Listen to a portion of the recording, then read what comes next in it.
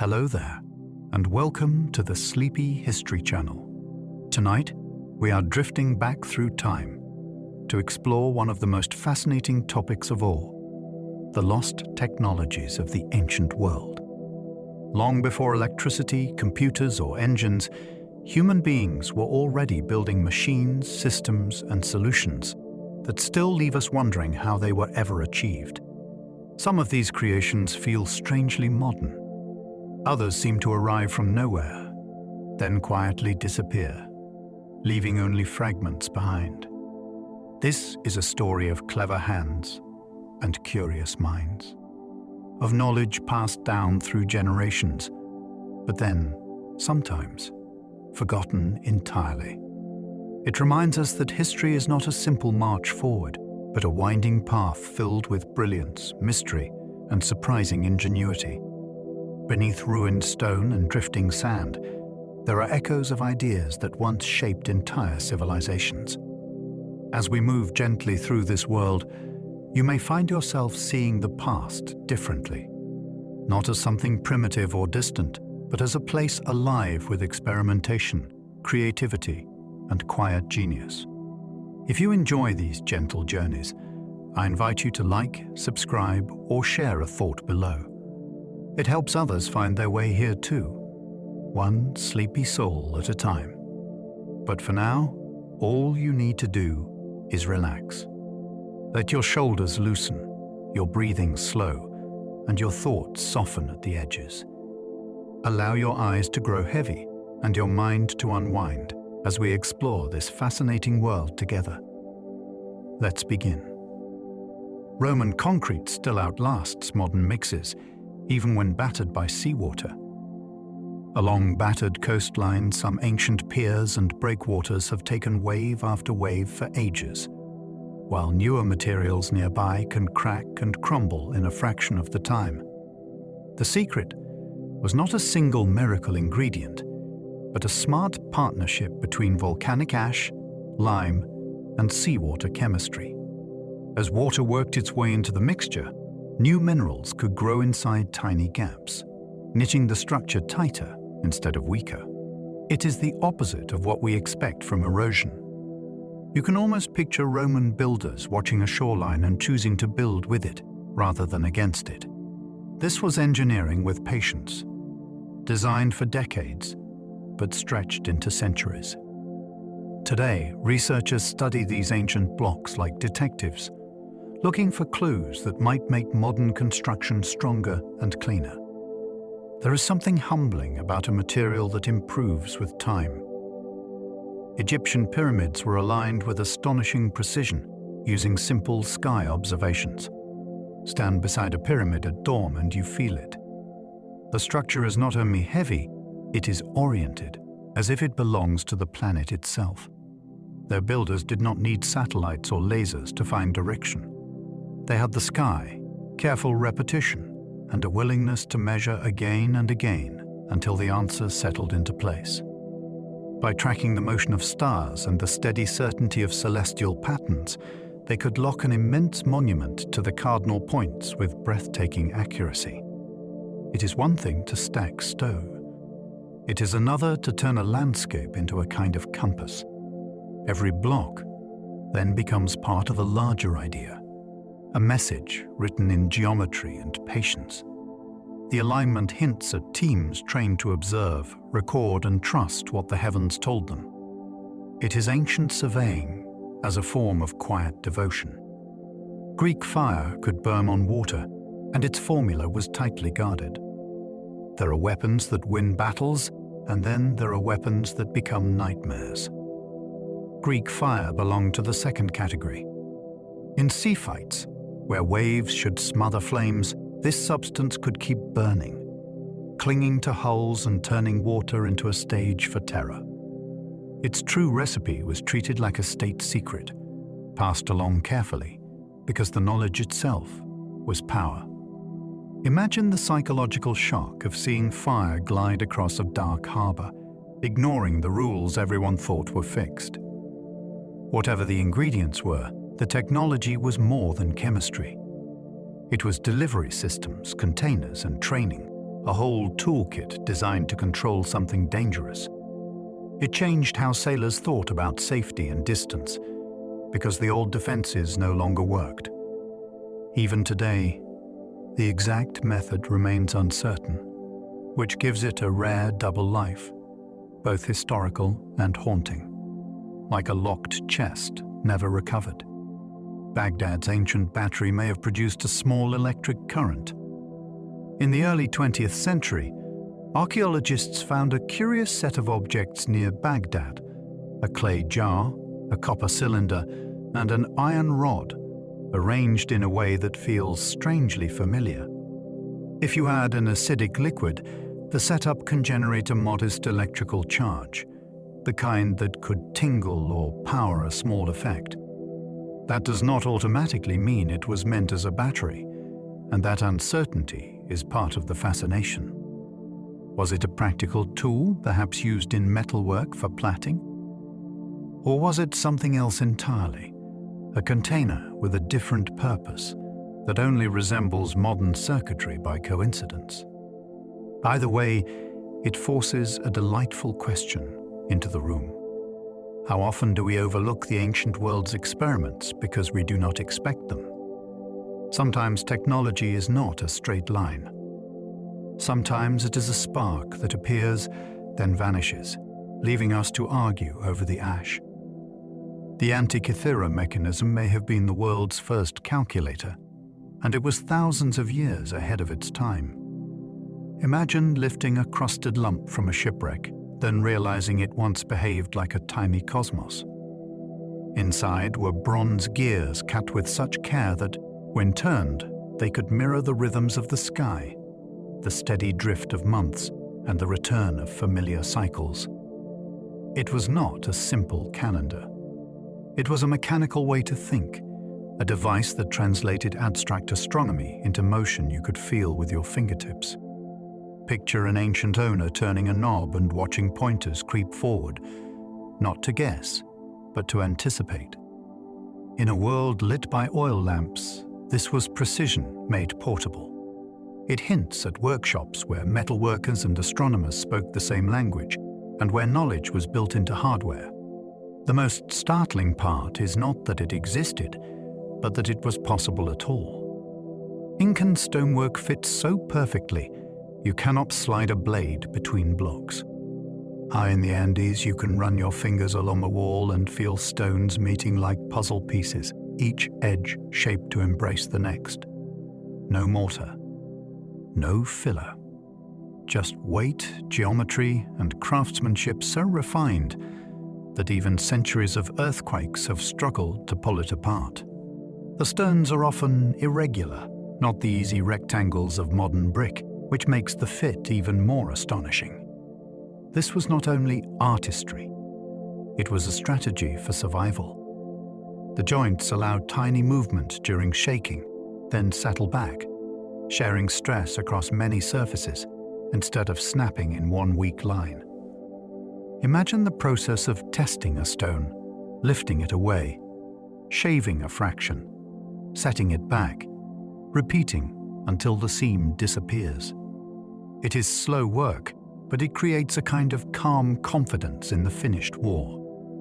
You can sense the builders thinking in 3 dimensions, turning mountains into architecture. Archimedes built war machines that turned geometry into battlefield power. Archimedes is often remembered as a mind in a bath, but his brilliance also had a harsher stage. During the defense of Syracuse, he was credited with designing devices that used leverage, torsion, and timing to make a smaller force feel enormous. The story is not only about gadgets. It is about seeing the world as a set of principles you can bend to your will. A lever becomes a promise. A pulley becomes multiplied strength. A carefully calculated angle becomes the difference between safety and collapse. Even when later writers embellished the details, the core idea remains clear. Abstract mathematics could step off the page and onto the walls of a city under siege. Picture soldiers watching a machine swing into motion, not by brute force alone, but by understanding. It is a reminder that knowledge can be protective and frightening, depending on who holds it and why they use it. Ancient Chinese seismoscopes detected distant earthquakes without electronics or computers. In the 2nd century, an inventor named Zhang Heng designed a device that could announce an earthquake you might not even feel. It was said to be a large vessel adorned with dragons, each holding a small boar with toads waiting below. When a distant tremor sent subtle vibrations through the ground, an internal mechanism could release a ball from the dragon facing the direction of the quake. The sound of it dropping was the alert. Even if details have shifted in retelling, the concept is wonderfully bold. Translate invisible motion into a clear signal you cannot ignore. It is early instrumentation, built on sensitivity and clever design rather than electricity. Imagine the court receiving word that a ball had fallen, dispatching help toward a region where buildings had already begun to crumble. The device turns the earth itself into a messenger, and it shows how seriously ancient societies took the task of reading nature's warnings. A lost library at Alexandria may have held blueprints centuries ahead of Europe.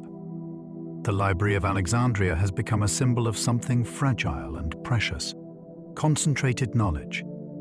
It was not only shelves of stories, but a gathering place for scholars who compared notes, argued, translated, and copied, keeping ideas alive by moving them between minds.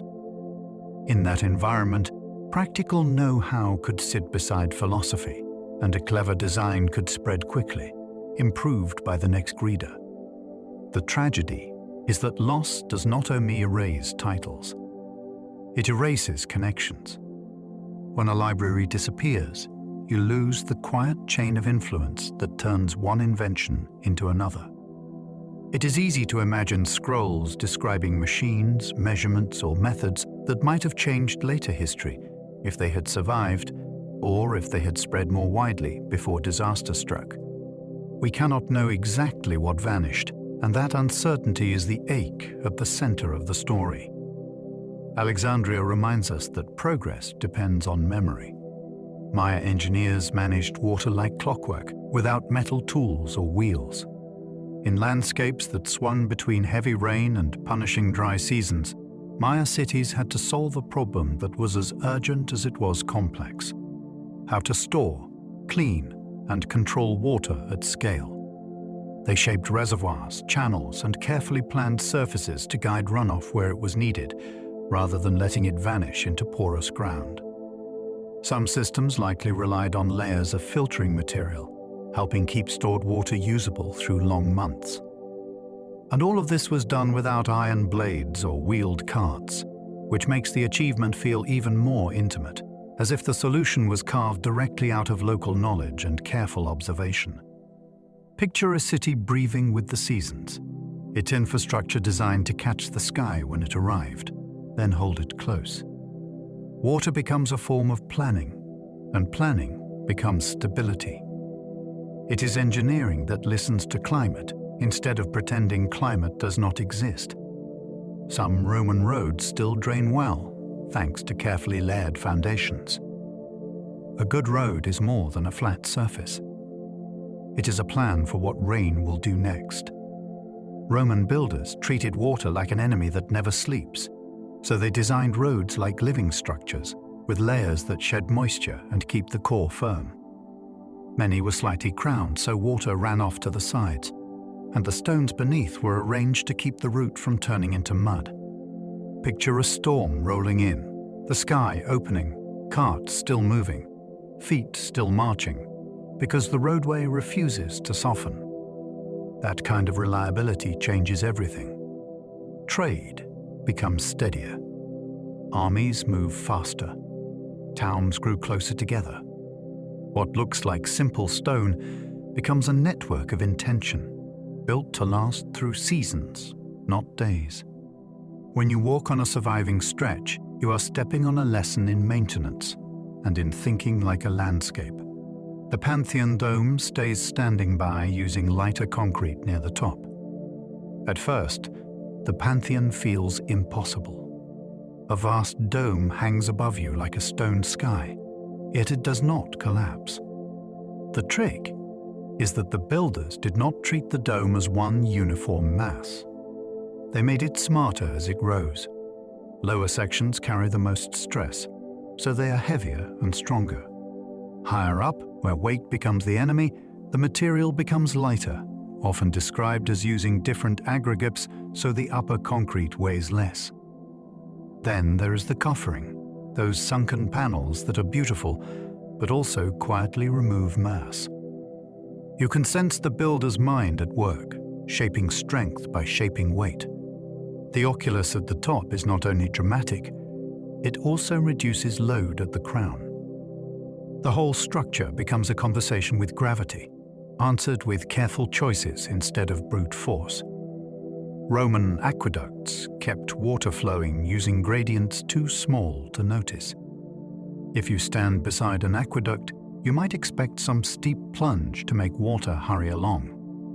But the real marvel is how little slope it needed.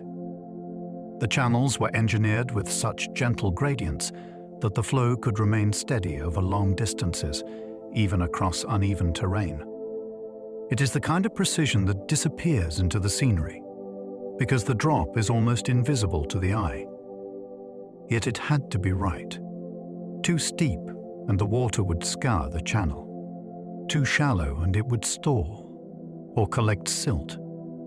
Imagine surveyors reading the land with instruments and experience, marking tiny changes and trusting their measurements across miles. Then imagine a city receiving clean water day after day, as if the hills themselves had been persuaded to cooperate. Aqueducts were not only monuments. They were promises that a community could grow beyond its local springs, supported by mathematics made physical. Greek temples used subtle curves so straight lines looked perfectly straight. Human eyes are strange. Give us a long, perfectly straight line, and we often see it sag. Ancient Greek architects noticed this, and instead of fighting perception, they designed for it. Some temple floors rise gently toward the center. Some columns swell slightly, so they look alive rather than spindly. Even horizontal beams can carry a delicate curve. The result is architecture that feels astonishingly calm and balanced, because it matches the way we actually see. This is not decoration. It is psychological engineering in stone. Picture the planning required, carving and placing blocks that are not quite what they seem, all to produce a final impression of effortless straightness. It is a reminder that technology is not always gears and levers. Sometimes it is an understanding of the human body, of vision and bias, turned into a building that quietly corrects your senses, so beauty lands exactly where it should. Ancient builders lifted multi-ton stones using cranes powered by human treadwheels. When you picture a crane, you may imagine engines and cables, but ancient construction sites could raise enormous stones with people walking inside giant wooden wheels. Like a hamster wheel built for a crew, a treadwheel crane turns human steps into lifting power, winding a rope around a drum as steadily as a clock. Suddenly, blocks that seem impossible to move become manageable with coordination and patience. You can almost hear the creak of timber, the rhythm of feet, the shouted signals as a stone rises inch by inch. What makes it so striking is the elegance. No fuel, no explosions, just gravity, friction, and leverage harnessed into a machine that multiplies effort.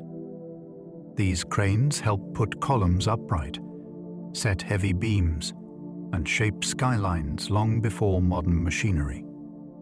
It is easy to think of ancient building as brute labor, but treadwheels show a more subtle truth. It was labor guided by clever mechanics. Heron's Eolipile spun with steam, a tiny ancestor of engines. In the workshops of Roman Egypt, Heron described a device that feels like a playful trick, yet carries a serious idea. Heat water in a sealed vessel, send the steam into a hollow sphere, and let it escape through bent tubes. As the steam jets out, the sphere spins, driven by reaction force. It is small, almost whimsical, but it contains the seed of a future world. Here is motion produced not by muscles or wind, but by controlled heat. You can imagine spectators watching it whirl and laughing, without realizing they are seeing a principle that will someday power ships, trains, and factories. The Ile de Pile shows how inventions can appear before the surrounding society is ready to scale them up. Sometimes the concept arrives early, like a spark landing on stone instead of tinder. Still, it tells us the ancients were not only observing nature, they were experimenting with it, turning invisible pressure into visible movement. Ancient automata moved by water, air, and hidden weights. Picture entering a temple and seeing a figure that seems to wake up. A door opens by itself. A small statue pours a libation. A bird sings at the right moment. In antiquity, such effects could be created through clever combinations of siphons, valves, pulleys, and counterweights, all powered by water flow or falling masses. The magic is that it feels alive, yet it is entirely mechanical. Air pressure can push, water can trigger, weight can store energy like a wound spring. These devices were not only entertainment, they were demonstrations of control, showing that nature's forces could be shaped into predictable behavior. For audiences, that could feel like wonder. For engineers, it was a laboratory, a way to test ideas about timing, feedback, and cause and effect. When you learn about ancient automata, you start to see a long lineage leading to clocks, machines, and even robots. It begins with a simple question. What if the world could move on its own? Mechanical theatres in antiquity staged moving scenes with gears and ropes. Long before cinema, some performances included a hidden layer of machinery that made scenes transform in front of an audience. Imagine the miniature stage where a ship glides across painted waves, or a god appears at precisely the right moment, not carried by human hands, but guided by gears, axles, and wound mechanisms. With ropes routed through the body of the structure, a single operator could trigger a chain of events, one motion pulling another, like a story told by physics. These were not rough tricks. They required planning, choreography, and an intuitive grasp of mechanical sequencing. The true artistry was timing. A reveal too early ruins the surprise. Too late, and the illusion collapses. Mechanical theatre shows that ancient technology was not always built for war or industry. It was also built for delight. It turned engineering into storytelling, and storytelling into proof that the world could be programmed, step by step, with nothing but wood, string, and insight. Greek astronomers estimated Earth's size with shadows and careful timing. There is a special kind of awe in realizing you can measure the world without leaving home. Greek thinkers learned to treat a shadow as a piece of data, a clue to the shape of the planet. By comparing the angle of sunlight at different places, and by trusting geometry to connect those angles to distance, they could reason their way toward Earth's immense scale. It is not only clever, it is brave. You have to believe that the same sun shines on both cities, that your measurements are meaningful, and that mathematics can reach farther than your footsteps. Imagine the quiet moment when the numbers begin to point to a size so large it changes how you feel inside your own body. This approach helped transform geography into a science, and it shaped how later maps and models were built. It is an early reminder that the universe leaves readable traces everywhere, even in something as ordinary as a stick standing in sunlight. The Antikythera dial likely tracked eclipses, predicting when darkness would arrive. To ancient eyes, an eclipse could feel like the sky itself had changed its mind. So imagine the confidence of owning a device that could warn you in advance, not with prophecy, but with patterned cycles. The eclipse display on the mechanism is often linked to the Saros, a repeating rhythm that lets eclipses return in recognizable families. That means someone could look ahead and know that a particular month carried a risk of sudden shadow. It turns fear into scheduling. It also turns the heavens into something you can model, like a psalm with a refrain. Think of sailors, priests, or scholars preparing crowds, not to panic, but to watch. Even today, we need mathematics to do this well. In the ancient world, it was etched into metal, a quiet reminder that prediction is a kind of power, and that the night sky once had engineers. Eratosthenes measured the planet using 2 sticks and 1 summer day. In one city, a deep well showed something strange at noon on the solstice. Sunlight reached straight down, with no shadow to interrupt it. Far away in another city, at that same moment, a stick cast a clear shadow on flat ground. Eratosthenes treated that difference like an instrument reading. He measured the shadow's angle, then pictured Earth as a circle, and those 2 places as points on its curve. With the distance between the cities, the angle became a fraction of the whole planet. Scale the fraction upward, and you get an estimate for Earth's full circumference. No ships, no mountain climbs, no wandering expeditions. The technology here is method. It is a repeatable way to turn light into measurement and geography into mathematics. A simple stick becomes a planetary tool, and the sun becomes a perfectly timed ruler. Ancient sundials turned sunlight into reliable timekeeping across cities. A sundial is not just a stick in the ground. It is a carefully designed instrument that converts Earth's rotation into readable time. The angle of the shadow depends on latitude, so dial makers had to match the markings to the place where it would stand. Some dials were carved into stone in public squares, giving everyone a shared schedule for markets, courts, and ceremonies. Others were portable, small enough to travel, but still tuned to specific regions. The gnomon, the part that casts the shadow, had to be set at the right tilt, so the shadow moved predictably through the seasons. When built well, the device turned the sky into a civic service. Time became something you could see, not only feel. It quietly disciplined daily life, because the shadow did not bargain, and it did not forget. It simply moved, and the city moved with it. Water clocks kept time at night, when sundials fell silent. When the sun disappeared, ancient engineers borrowed steadiness from gravity and flow. A water clock measured time by letting water drain through a small opening, or by letting it drip in at a controlled rate. Lines inside the vessel marked hours as the level rose or fell. Some designs used a float that lifted a pointer, making the passage of time easy to read by lamplight. Others were elaborate enough to trigger small sounds or signals at set intervals, useful for guards, speakers, and temple routines.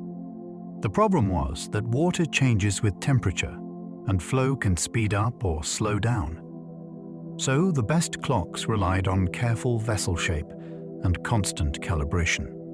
This was timekeeping as maintenance and craft, not set and forget. Yet it worked well enough to schedule work, measure speeches, and support astronomy through the long night. It extended organized life beyond daylight, one quiet drip at a time. Chinese incense clocks measured hours with drifting fragrance and burning trails. Some clocks measured time with motion, but these measured time with fire and scent.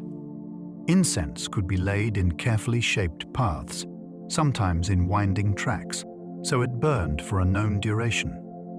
As the glowing tip advanced, the clock moved forward without ticking. In some versions, threads were placed across the trail, and when the burn reached them, small weights dropped into a dish with a soft sound. The effect was gentle, perfect for night study, meditation, or a household that wanted time without harsh interruption. The engineering challenge was consistency. Incense had to be mixed so it burned evenly and protected from drafts that could speed it up. The result turned time into atmosphere. Hours were carried in fragrance, and minutes became a slow glow in the dark.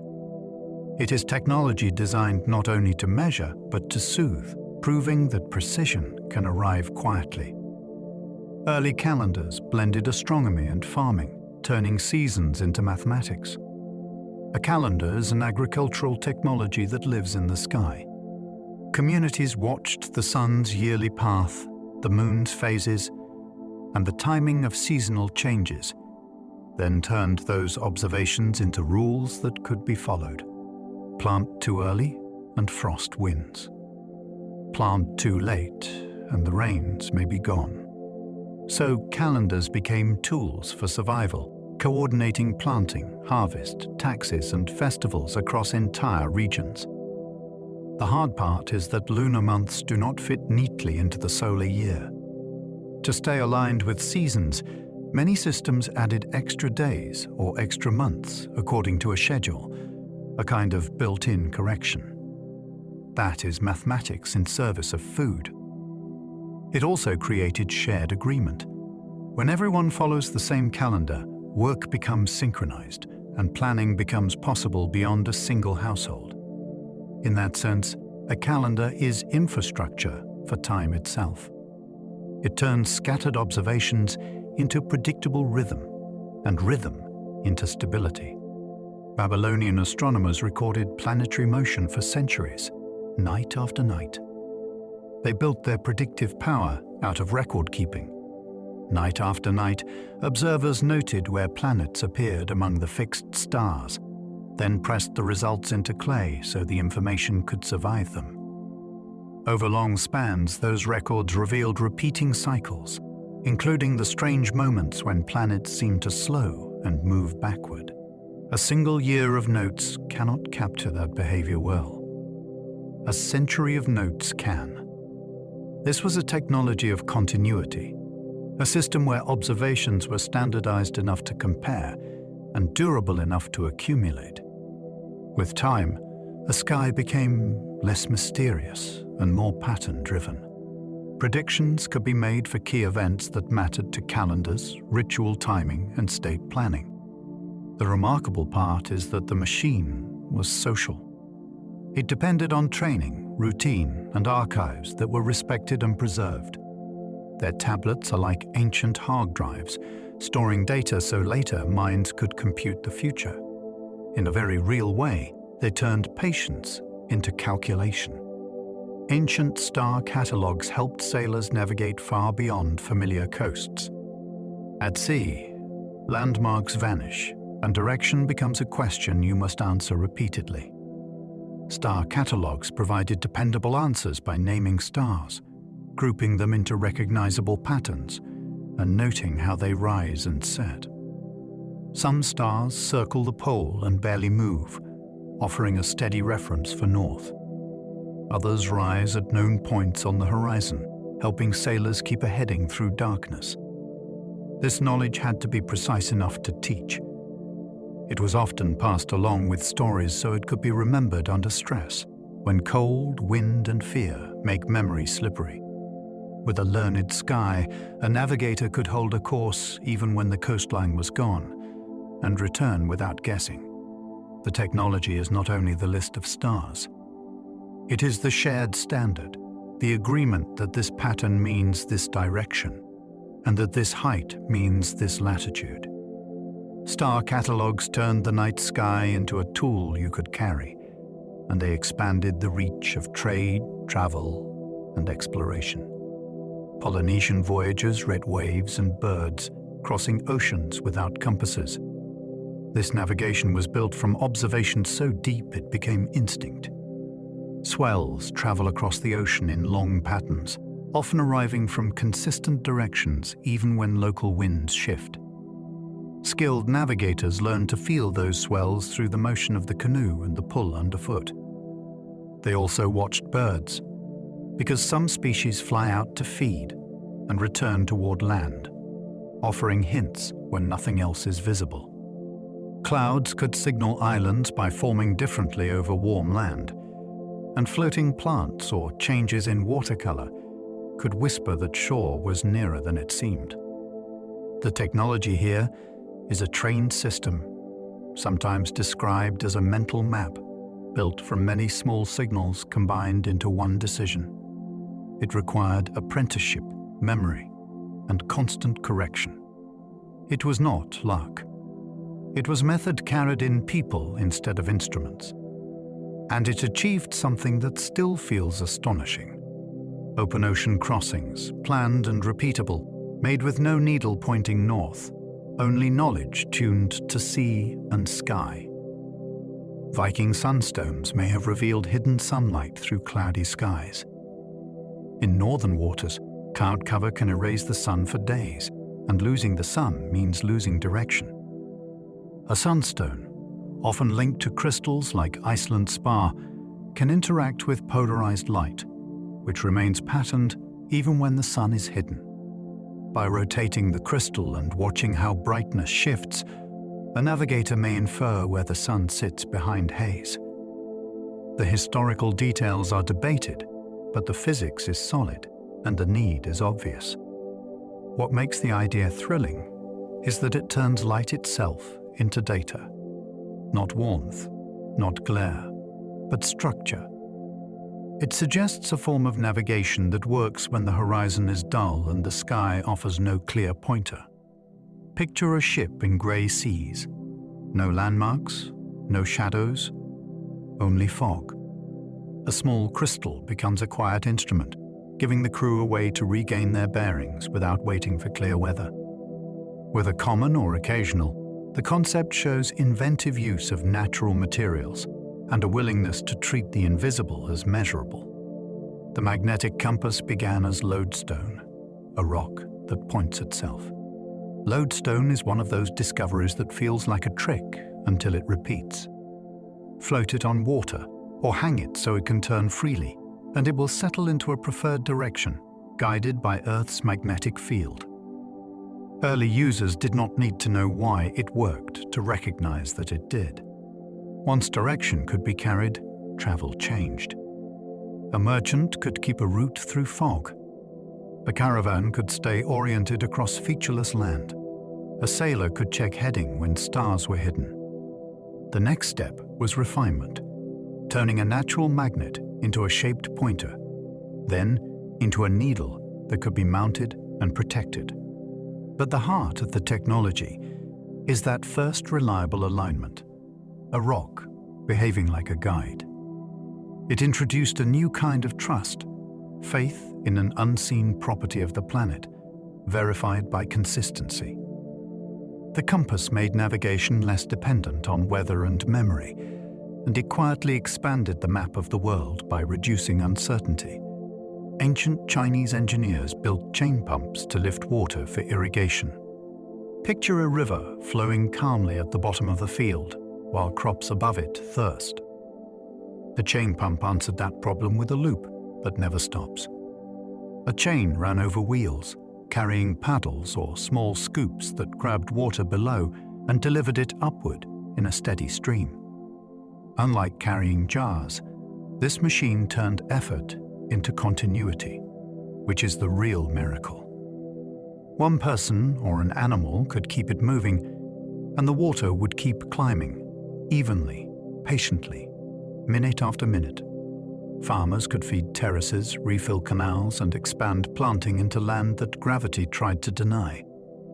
The design is also beautifully scalable. Make the frame longer, and the lift increases.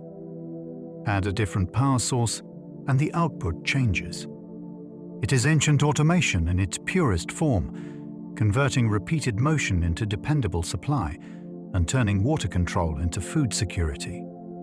The Shadouf lever let one person raise water with ease. It is hard to believe how much civilization can hinge on a balanced pole. The Shadouf used a long beam on a pivot, with a bucket on one end and a counterweight on the other. The user lowered the bucket into the river, let it fill. then allowed the counterweight to help lift it back up, with far less strain than raw lifting would require. What looks like a simple tool becomes a strength multiplier, and that means more water moved with less exhaustion. It also creates a rhythm that can last for hours. Down, fill, lift, pour, repeat, like a slow metronome beside the bank. In places with canals and stepped irrigation, multiple shadufs could raise water in stages, each lift small but reliable. This is technology that teaches physics through daily life. Leverage is not theory here. It is crops surviving heat, gardens staying green, and communities growing confident around dependable water. Persian qanats carried groundwater for miles, hidden beneath desert heat. In deserts, the sun is a thief, stealing water through evaporation almost as soon as it appears. Qanats solved this by moving water underground, where shade is permanent. Engineers dug a gently sloping tunnel from high ground, tapping an aquifer and guiding the flow toward farms and towns. Vertical shafts were opened along the route, both to remove soil during construction and to allow maintenance later. From above, those shafts can look like a dotted trail across the landscape, marking a secret river beneath your feet. The slope had to be precise.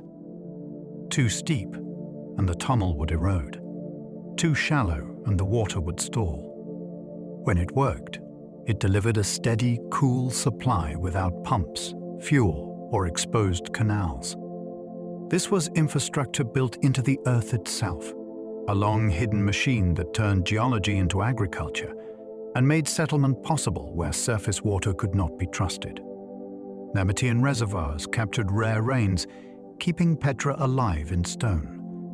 Petra's beauty can distract you from its most important invention, which was water control in a place of sudden, dangerous floods.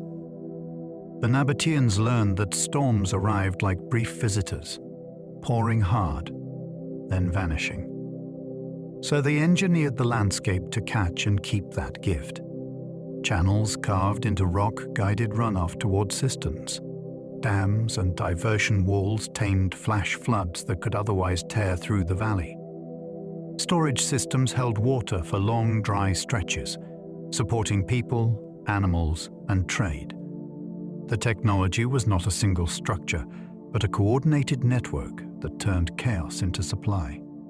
It also demanded constant upkeep, clearing silt and checking pathways, because one blocked channel could waste an entire storm. Imagine the planning behind it, mapping how water would move across cliffs and gullies, then reshaping stone so the city could drink later. Petra was not only carved, it was engineered to survive its own weather. Roman siphons pushed water through valleys, defying everyday intuition. Most people expect water to behave like a tired traveler, always moving down and never climbing. Roman siphons challenged that intuition with sealed pipes and pressure. If water began high enough, it could be sent down one side of a valley and forced up the other, not by magic, but by the weight of the water column behind it. The system depended on strong pipes and tight joints, because pressure could be intense at the lowest point. That meant careful material choices and confident workmanship, since a failure would burst the line. The payoff was extraordinary. Aqueduct routes no longer needed to crawl slowly around every valley. They could cross them directly. To an observer, it could look like water was climbing a hill, when in truth, it was being pushed. This is applied physics turned into civic infrastructure.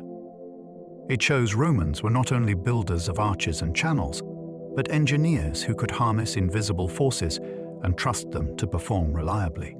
Hydraulic mining used water pressure to peel mountains apart. Water can be gentle, but under pressure, it becomes a tool that bites stone. Hydraulic mining used directed streams to blast soil and gravel from hillsides, breaking up entire slopes into flowing slurry. The loosened material could then be washed into channels where heavier particles could be separated from lighter waste. The sheer scale is what shocks. Instead of digging with picks for years, a crew could reshape a landscape in weeks, simply by controlling flow. This technique required hoses, nozzles, and water supply systems capable of delivering sustained force, which is a kind of engineering power plant without boilers. It also came with consequences, sending sediment into rivers and transforming valleys downstream. That double edge is part of the story of technology. It can amplify human ability and amplify human impact at the same time. Hydraulic mining is a reminder that the ancient and early industrial world learned to weaponize natural forces, turning a river into excavation. Ancient wells were lined with stone rings, preventing collapse for generations. A well is more than a hole. It is a long-term commitment to stability, cleanliness, and safe access. Stone lining rings turned fragile shafts into durable cylinders, resisting soil pressure and keeping walls from slumping inward. They also helped protect water from surface contamination because a structured lining reduced the chance of loose earth and debris falling in. Building one required planning, careful placement, and often standardized ring sizes so repairs could be made later. The practical effect was enormous. A reliable well anchor settlement. It supports cooking, animals, and agriculture, and it reduces daily labor compared with long trips to rivers. Imagine the relief of drawing water in a dry season and finding the shaft intact, clear, and usable, year after year. This is quiet infrastructure that makes communities possible. It does not impress like a monument, but it changes survival into routine. Stone rings are technology designed to disappear into daily life, which is often the most powerful kind. Indus cities used covered drains, separating waste from daily life. In the Indus Valley, some cities were built with a modern instinct. Keep dirty water moving away from people, and do it with planning, not improvisation. Covered drains ran along streets and beneath walkways, carrying wastewater out of neighborhoods instead of letting it pool in open channels. The covers mattered. They reduced odors, kept animals out, and prevented debris from turning the system into a stagnant trench. Access points allowed cleaning, suggesting maintenance was expected, not occasional. This is sanitation as civic engineering. It implies shared rules, coordinated construction, and a belief that public health was worth building into the city's bones. The result would have changed how a city felt. Cleaner streets, fewer standing puddles, and less contamination near homes. It is easy to think ancient urban life was inevitably filthy, but these drains argue otherwise. They show a society investing in invisible systems, the kind that work best when no one has to notice them. Mohenjo-daro homes sometimes had toilets connected to planned sanitation. The wonder here is that the technology appears inside ordinary houses, not only in palaces. Some homes included built-in spaces for washing and waste, designed so wastewater could be guided into the city's drainage network rather than dumped randomly. That suggests a coordinated urban plan, where household design and street infrastructure were meant to work together. It also suggests expectations. If a home is built with sanitation in mind, then cleanliness becomes part of daily routine, not a luxury. The system required sloped channels, durable materials, and reliable outlets that did not back up after heavy use. It would also have required oversight, because one broken connection could affect neighbors. Imagine the daily ease of it, a family using a dedicated space, then watching water disappear into a managed system instead of onto the street. This is domestic engineering with big consequences. It shows that advanced technology is not always dramatic. Sometimes it is dignified, practical, and quietly life-improving, built right into the home. Ancient baths were social technology, blending hygiene, heat, and community. A bathhouse was a carefully engineered environment, not just a big tub. It needed water supply, heating, drainage, and spaces designed for different temperatures so bodies could warm, sweat, rinse, and recover. That sequence turns bathing into a process, and the process turns into culture. People met, talked, negotiated, and rested in these spaces, so the bath also became a civic tool, a place where social life could unfold in comfort. The technology is in the orchestration. Heat had to be managed so rooms stayed usable. Water had to circulate so cleanliness did not become contamination. Floors had to resist moisture, and ventilation had to handle steam. When it all worked, the bathhouse made a city feel more livable, giving citizens a shared place to decompress. It is a reminder that technology is not only about building higher or moving faster. Sometimes it is about designing well-being, using engineering to make daily life softer, healthier, and more connected. Roman hypocaust systems warmed floors with hot air under tiles. The hypocaust was an early form of central heating that treated a building like a single warmed body. A fire burned in a furnace outside the main rooms, sending hot air through an empty space beneath raised floors. Small brick pillars held the floor above ground, allowing heat to circulate evenly before escaping through flues in the walls. Instead of smoky hearths in every room, warmth arrived gently from below, spreading across stone and tile. This made bathhouses comfortable even in winter and allowed large public spaces to stay warm for long periods. The system required careful engineering.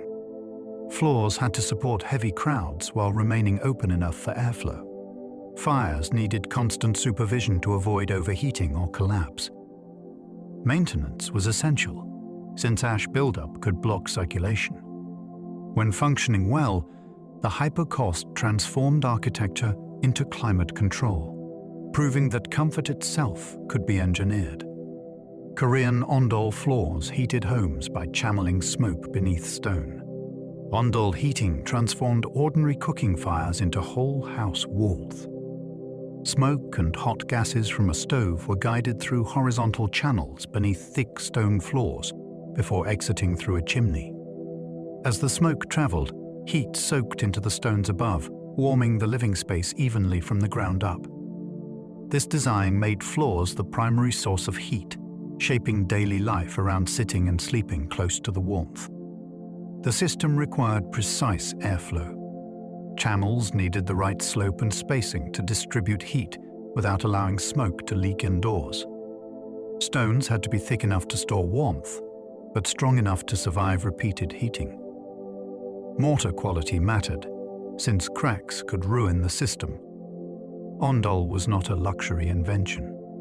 It was practical, efficient, and well-suited to cold climates with limited fuel.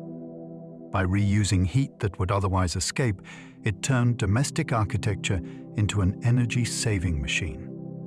Ancient saunas used steam and stone, turning heat into ritual.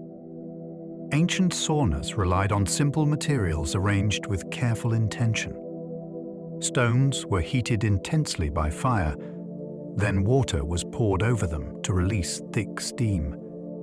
The enclosed space trapped heat while allowing just enough ventilation to remain safe. This controlled environment pushed the body to sweat, relax muscles, and clear the airways. Technologically, the challenge was balance. Stones had to endure repeated heating and cooling without shattering. Walls needed to hold warmth without igniting. Fires had to be managed so temperatures rose steadily rather than dangerously. Over time, these spaces became associated with cleansing, healing, and community gatherings. The sauna was both machine and meeting place, blending engineering with custom. Heat was not accidental. It was shaped, moderated, and repeated reliably. By mastering steam and stone, ancient builders created environments that influenced health and social life, showing that technology could serve both physical needs and shared cultural rhythms. Early glassmakers mastered sand and fire, creating clear windows to light. Glassmaking required turning common sand into something entirely new through controlled heat. Early artisans learned that silica-rich sand, when mixed with specific additives, could melt into a glowing liquid and cool into a hard, transparent solid. The process demanded precise temperatures and careful timing. Too much heat ruined the mixture, while too little left it cloudy and brittle. Achieving clarity meant managing impurities and bubbles that could distort light. Once clear glass became possible, architecture changed. Windows allowed sunlight indoors without wind or dust, making interiors brighter and more protected. Even small panes mattered because they transformed how spaces felt during the day. Glass also enabled new containers that did not absorb flavors or corrode easily. The technology combined chemistry, furnace design, and skilled observation. By freezing light into solid form, early glassmakers expanded human control over space, visibility, and daily comfort. Roman glassblowing made bottles cheap enough for everyday people. Glassblowing revolutionized production by replacing slow shaping methods with breath-powered forming. A gather of molten glass was placed on the end of a hollow tube, then inflated like a glowing bubble. While still soft, the glass could be rotated, stretched, and cut into jars, cups, and bottles. This technique allowed thinner walls, faster output, and more consistent shapes. As a result, glass containers became affordable beyond elite households. Oils, perfumes, medicines, and food could be stored safely and visibly.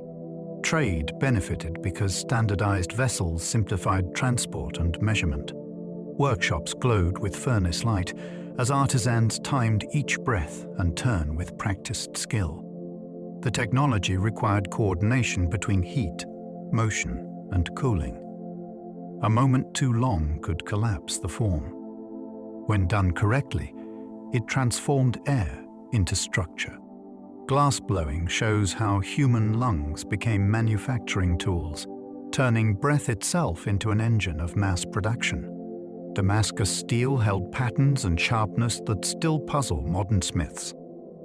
Damascus steel became legendary for combining strength, flexibility, and distinctive flowing patterns. These blades were forged through carefully controlled heating and hammering, which shaped internal structures that affected performance. The visible ripples were not decoration alone, but signs of complex metal composition. Achieving the balance required precise temperatures and timing, because small changes could weaken the blade. The original methods were closely guarded and unevenly recorded. When trade routes shifted and raw materials disappeared, the knowledge faded. Modern smiths can replicate the appearance, but matching historical performance remains difficult. Surviving blades suggest mastery over heat treatment, long before metallurgy was formally understood. The technology lived in experience rather than written formula, passed from teacher to apprentice. When that chain broke, the process vanished quietly. Damascus steel reminds us that advanced techniques can be lost without distraction, simply through disruption. Its mystery endures because skill, not machines, carried the secret. Wood steel traveled from India, prized for legendary blades. Wood steel was produced in crucibles where iron and carbon-rich materials melted together under controlled heat. This method allowed precise carbon content, creating a metal that could be hard yet resilient when forged correctly. The steel was exported widely, becoming famous for blades that held sharp edges without shattering. The technology depended on careful temperature management, because overheating could ruin the structure, while insufficient heat prevented proper fusion. Crucibles had to withstand intense conditions, and cooling rates mattered greatly. Once formed, the metal could be worked into tools and weapons admired far from its origin. What makes Wootz remarkable is its consistency without industrial machinery. Skilled control of materials and fire produced repeatable results. As trade patterns changed, access to specific ores declined, and the process became harder to maintain. Woods demonstrates how materials technology can shape reputation across continents, and how fragile that reputation becomes when supply and knowledge fade together. Ancient metallurgy used charcoal chemistry long before atoms were named. Charcoal served as both fuel and chemical partner in early metalworking. When ores were heated with charcoal inside furnaces, carbon bonded with oxygen, freeing metal from its mineral form. This reduction process required sustained high temperatures and steady airflow, often achieved with bellows. Smelters learned to judge conditions by color, sound, and smell, reading the furnace like an instrument. Slag management was essential, allowing molten metal to separate and collect. Timing mattered, because overworking could oxidize the result again. Although ancient metallurgists lacked atomic theory, they practiced chemistry through experience. Charcoal quality, furnace shape, and ore preparation all affected outcomes.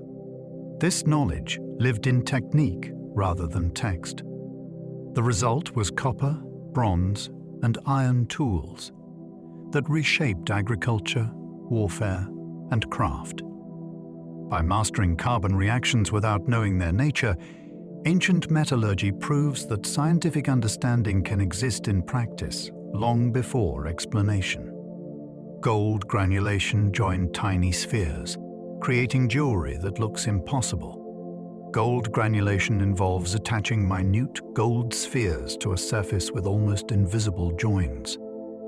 The effect looks like beads placed with magical precision, yet each sphere was shaped and positioned by hand. The difficulty lies in heat control. Too little heat leaves the granules loose. Too much causes collapse or melting. Ancient artisans developed methods that allowed bonding without flooding the piece. This likely involved surface preparation and copper compounds that lowered bonding temperatures. The result was jewelry with texture, depth, and complexity unmatched by simple casting. Granulation required patience and extraordinary consistency because one error could ruin hours of work. It also served as proof of mastery, demonstrating control over fire at a microscopic scale. These objects were not just decorative. They were technological achievements worn on the body. Gold granulation shows how metallurgy could move beyond utility into finesse, turning precious metal into a canvas for precision engineering. Lost wax casting let artisans freeze molten metal into fine detail. Lost wax casting begins with a detailed model formed in wax, capturing features too complex to carve directly. The wax is encased in a mold, then heated so it melts and drains away, leaving a hollow space. Molten metal fills that cavity, taking the exact shape of the original. Once cooled, the mold is broken, revealing a precise metal form. This process allowed intricate statues, tools, and ornaments to be produced with remarkable realism. Technologically, it required understanding shrinkage, venting, and flow, since metal behaves differently than wax. Poor design could trap air or leave gaps. Successful casting demanded careful planning and experience. Each piece was unique because the mold was destroyed during extraction. Lost wax casting turned soft creativity into permanent structure, allowing ideas to survive in bronze, silver, or gold. It remains one of the most enduring technologies for translating imagination into lasting material form. Bronze Age shipwrecks reveal trade networks moving tin across continents. Bronze depends on tin, yet tin is rare and unevenly distributed. Shipwrecks from the Bronze Age show that this problem was solved through long-distance trade on an impressive scale. Cargoes reveal copper from one region paired with tin from another, sometimes thousands of miles apart. This means sailors, merchants, and shipbuilders were part of a coordinated system that kept metal production alive across entire civilizations. Ships had to be strong enough to carry heavy ingots, navigable enough to cross open water, and organized enough to deliver materials reliably. The technology is not just the ship itself, but the logistics behind it. Routes had to be known. Ports had to be trusted. Weights and expectations had to be shared. When a ship sank, it froze that system in place, preserving evidence of how interconnected the ancient world truly was. Bronze Age trade was not local improvisation. It was continental-scale supply management. Phoenician sailors spread alphabets, a technology of memory and commerce. An alphabet is a tool for storing thought outside the human mind.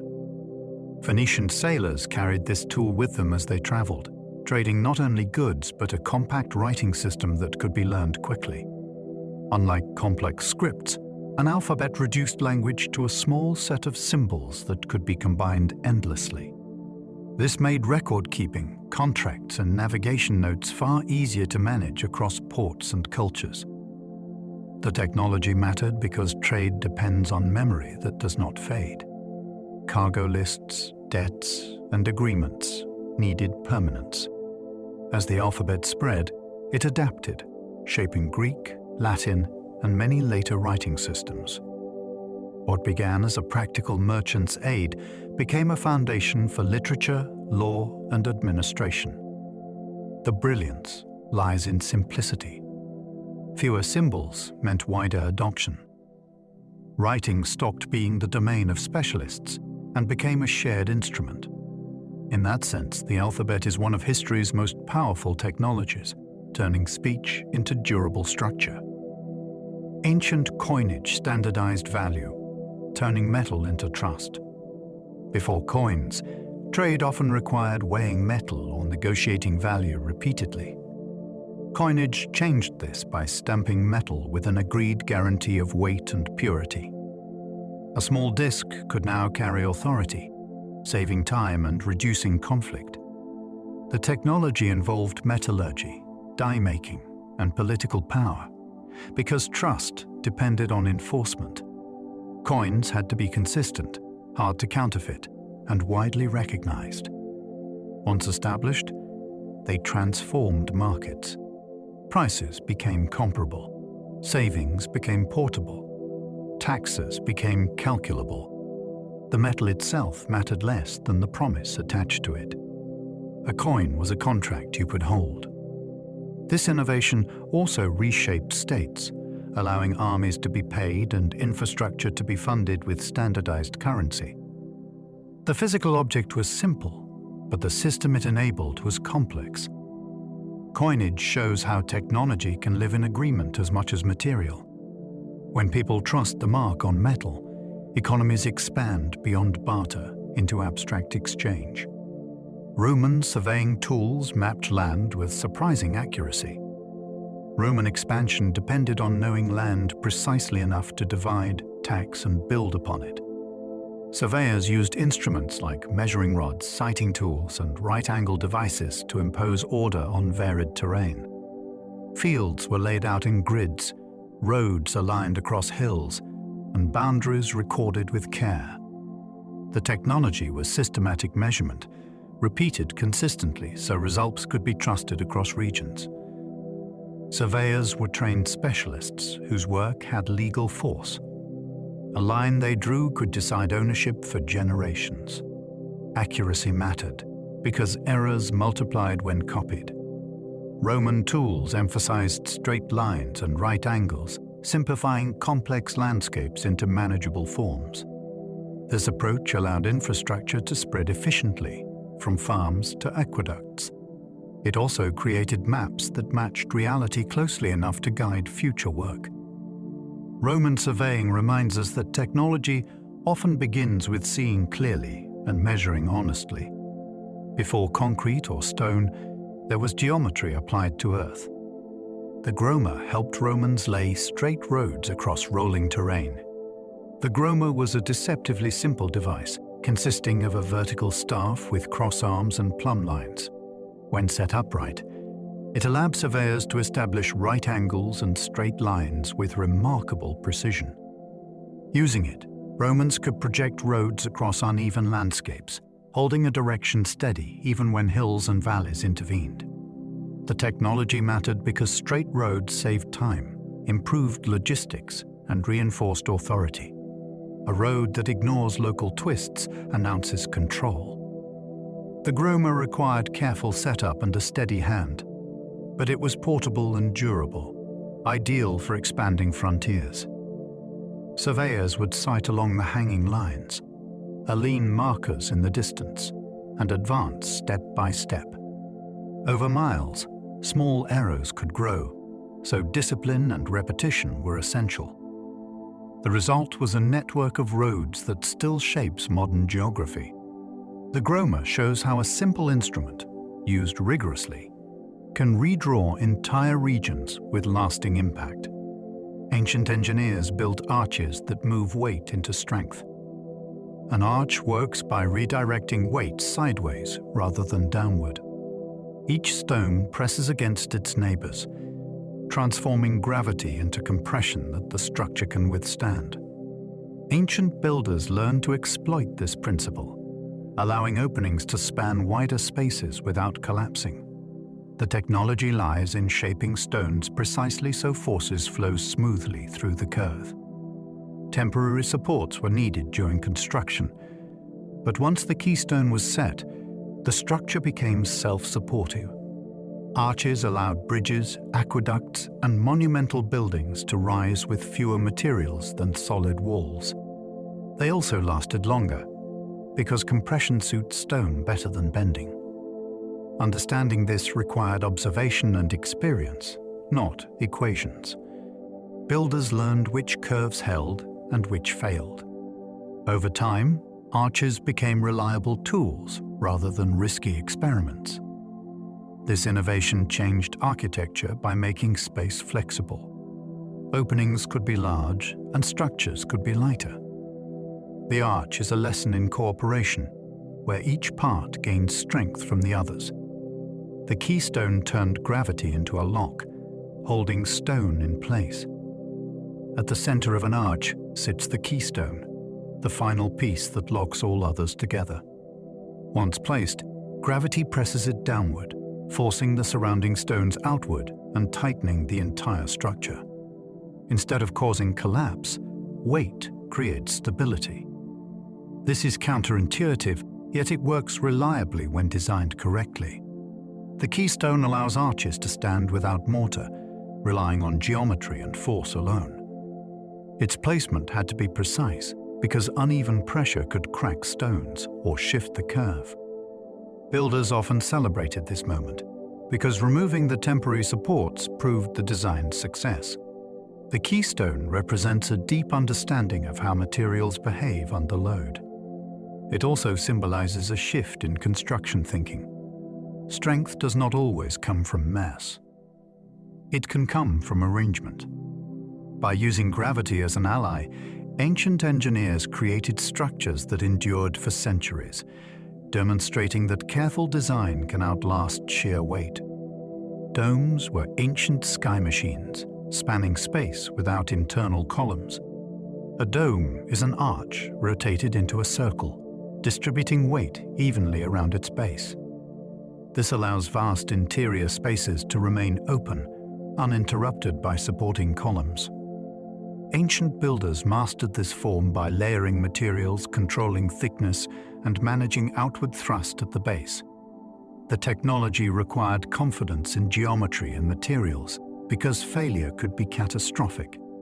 Domes created interiors that felt unified and monumental, often associated with temples, baths, and civic buildings. Light could enter from above, reinforcing the sense of enclosure beneath a single canopy. Structurally, domes balance forces in all directions, making them efficient but demanding. Builders experimented with materials, sometimes lightening the upper sections to reduce stress. When successful, a dome became a statement of mastery, proving that space itself could be shaped and held. These structures turned engineering into experience, creating environments that felt ordered, protected, and expansive, as if architecture had captured a piece of the sky. The corbel arch stacked stones to form passages without true arches. Before true arches were understood, builders found another way to span openings. By stacking stones so each layer projected slightly inward, they created a stepped opening that narrowed toward the top. When the stones met, a passage formed. This corbel technique relied on balance and weight rather than curved geometry. Each stone had to be heavy enough to stay in place, yet positioned carefully so the structure did not topple inward.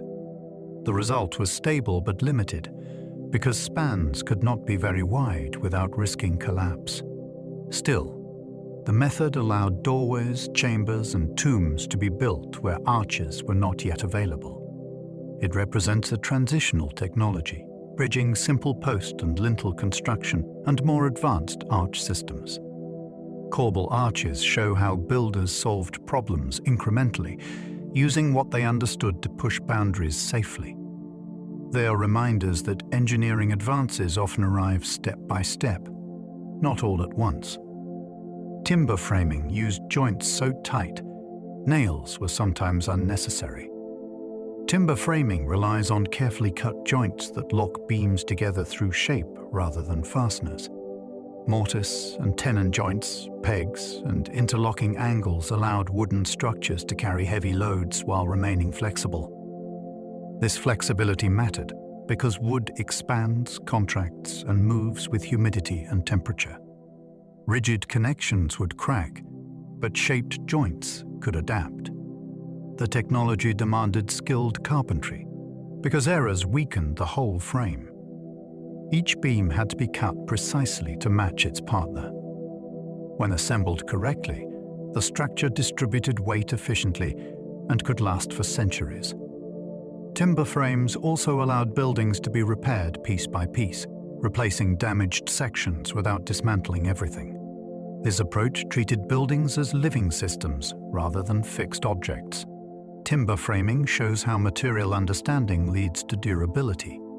By working with wood's nature instead of against it, ancient builders created structures that survived storms, settling, and time itself. Mortise and tenon joints held ships together, surviving harsh seas. Long before metal fasteners were common, shipbuilders relied on geometry carved into wood itself. Mortise and tenon joints allowed planks and frames to interlock, spreading stress across surfaces rather than concentrating it on nails. Pegs driven through the joint locked the pieces in place while still allowing slight movement.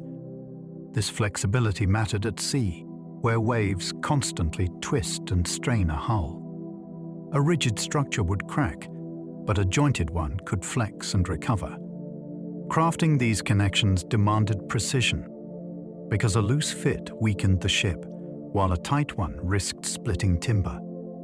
Builders learned through experience how wood behaved when soaked, dried, and bent by motion. The result was vessels capable of long voyages without catastrophic failure.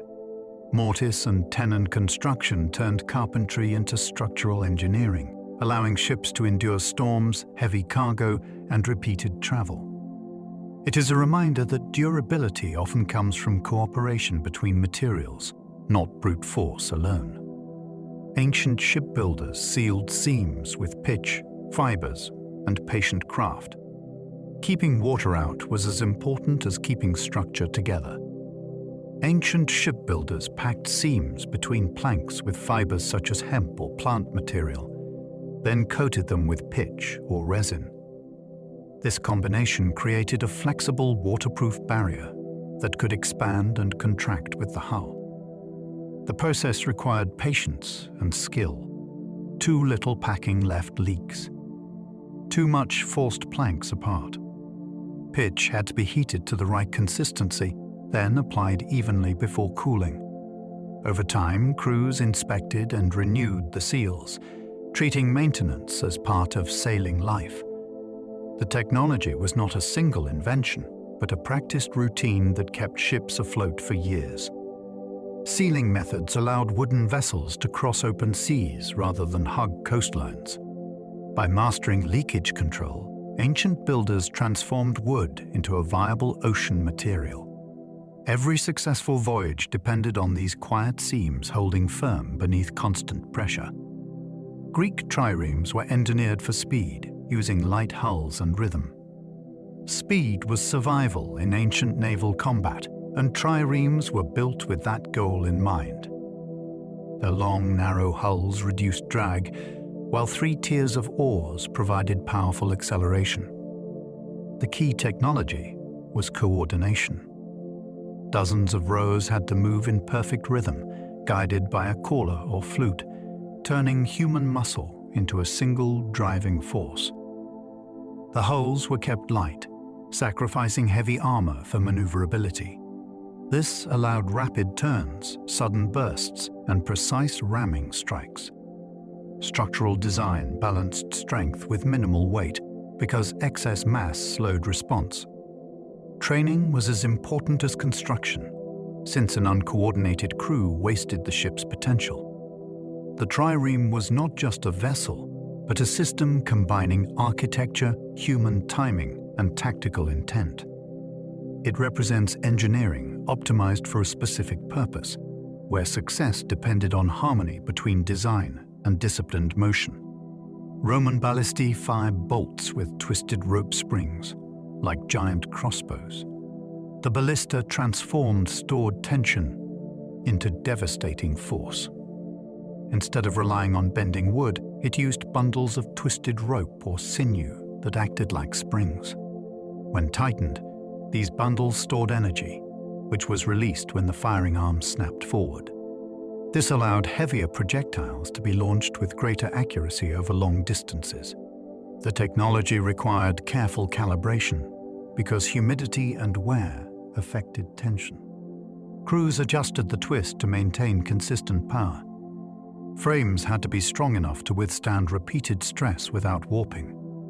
Ballistae were used both in sieges and on battlefields, targeting troops, walls, and equipment. Their precision made them psychological weapons as well as physical ones. The design shows an advanced understanding of energy storage and release, even without formal physics. By turning fiber into force, Roman engineers created machines that extended human reach far beyond arm strength, reshaping how battles were fought. Ancient catapults stored energy in torsion, turning tension into terror. Catapults used torsion, not elasticity, to hurl projectiles. Thick bundles of rope or sinew were twisted tightly, storing energy as rotational strain.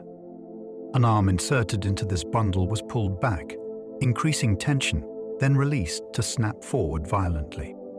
The result was a sudden transfer of stored energy into motion. This system allowed catapults to launch stones, firepots, or debris with frightening power. Building one required careful alignment because uneven torsion could break the frame or misfire the arm. Materials mattered greatly. Fibers had to be strong, flexible, and replaceable. Crews maintained and adjusted machines constantly to keep performance reliable. Catapults were often assembled on site, tailored to specific targets and terrain. They were not crude weapons, but adjustable engines of pressure and release. By mastering torsion, ancient engineers turned simple materials into machines capable of reshaping walls and morale alike. Siege towers rolled forward as mobile architecture, covered in protection. A siege tower was a building designed to move. Built of timber and often clad with hides or metal plates, it protected attackers as they advanced toward fortified walls. Inside, soldiers climbed ladders and platforms, emerging at heights level with defenders. The challenge was stability. Towers had to be tall enough to matter, yet balanced enough to roll without tipping.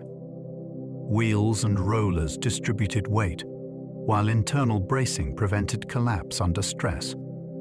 Fire was a constant threat, so coverings were added to resist flames and absorb impact.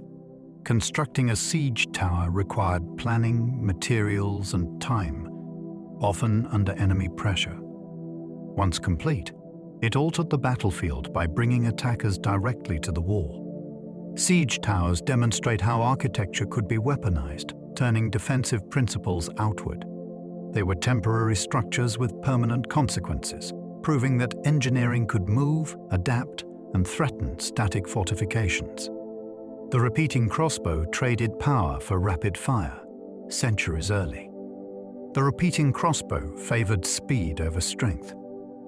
A lever mechanism allowed the user to cock the bow, load a bolt, and fire in one continuous motion.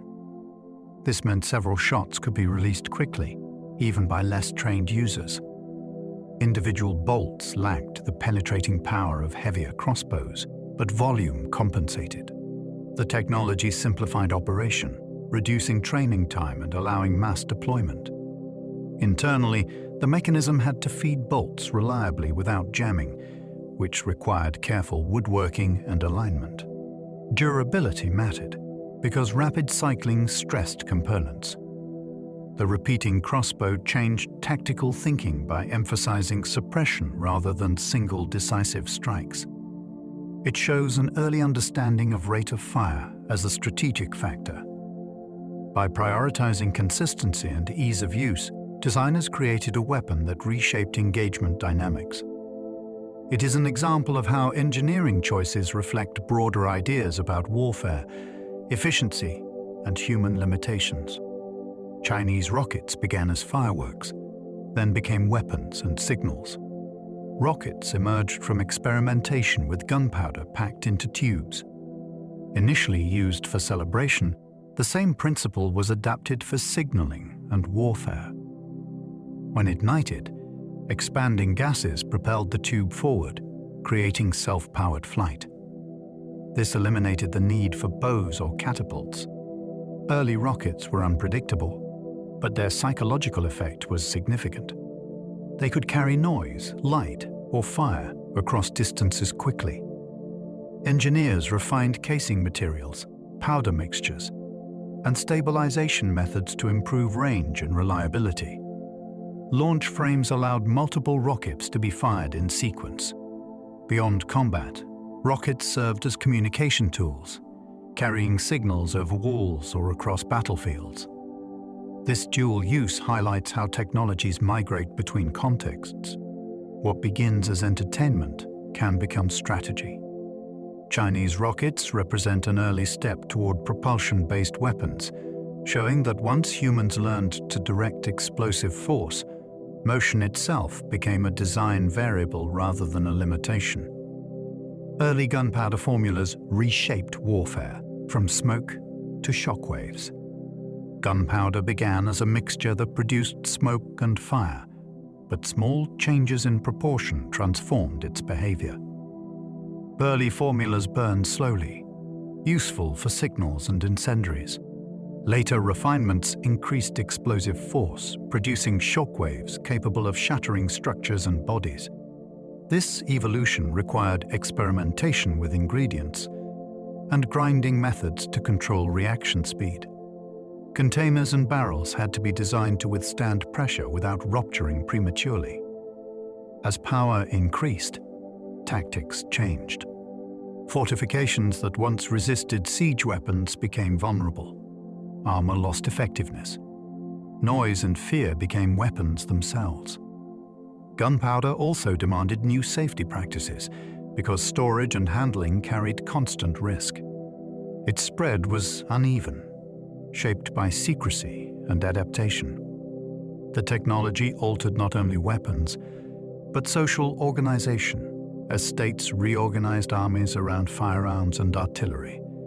Gunpowder marks a turning point where chemistry overtook muscle, and controlled explosions redefined the limits of force. Medieval Greek fire projectors were like flamethrowers, long before engines. Greek fire was delivered through pressurized devices that projected burning liquid toward enemies. The mixture could ignite on contact and continue burning even on water, making it especially terrifying in naval combat. Projectors used pumps or siphon systems to force the substance through nozzles, turning chemical reaction into directed flame. The challenge lay in containment. The weapon had to be stored, transported, and deployed without igniting prematurely. Crews were trained carefully, and the formula was guarded as a state secret. Ships equipped with these projectors gained enormous psychological advantage, as opponents feared contact more than collision. The technology combined chemistry, hydraulics, and tactical deployment into a single system. Greek fire shows how complex machines can emerge around a single dangerous material. It also shows how secrecy can protect a technology's edge. When the knowledge was lost, the weapon vanished, remembered only by its effects. Ancient doctors used surgical tools that look familiar in modern museums. Displayed today behind glass, these instruments include scalpels, probes, forceps, and bone levers shaped for very specific tasks. Their forms reflect repeated use, steady hands, and lessons learned from success and failure. Bronze and iron allowed edges that could be sharpened and reused, while handles were balanced for control rather than strength. This was not random cutting, but an organized toolkit refined through teaching and practice. A practitioner would select instruments deliberately, guided by touch, habit, and experience. The designs reduce tearing, limit damage, and make precise movement possible. These tools imply planned procedures, known risks, and expected outcomes, rather than improvisation. Medicine here functions as applied engineering, where careful design compensates for limited anesthesia and infection control. The survival of these objects shows that ancient surgery depended on craftsmanship and repeatability. Lives were placed in skilled hands, supported by tools built to do the same job reliably, again and again. Trepanation drilled skull openings, sometimes with survivors who healed fully. The procedure involved scraping, cutting, or drilling bone to create an opening without crushing tissue beneath. Archaeological skulls sometimes show smooth regrowth along the edges, evidence that the patient survived and healed. This suggests planning rather than desperation. Practitioners worked slowly, controlling depth and managing bleeding with careful pressure. The opening was shaped deliberately, avoiding fractures that would spread damage. Reasons varied, including treating head trauma or relieving pressure after injury. Regardless of motive, the method itself was unmistakably technical. Tools had to be sharp, stable, and guided with restraint. Imagine the concentration required, the silence, and the awareness that a fraction of an inch mattered. Trepanation represents one of the earliest surgical technologies, where humans refuse to accept suffering passively. It combines risk with ingenuity, showing a willingness to intervene directly in the body when observation alone was not enough. Ancient Egyptians wrote medical case notes, mixing observation with tradition.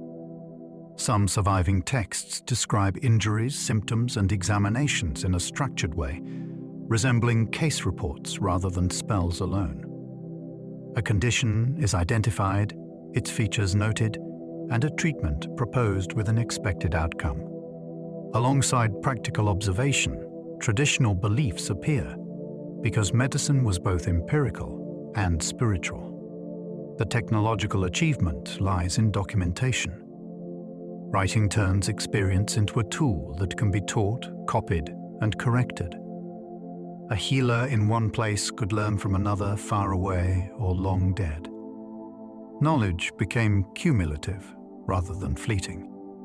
Imagine a student copying a scroll, absorbing patterns of diagnosis, and carrying that learning into practice.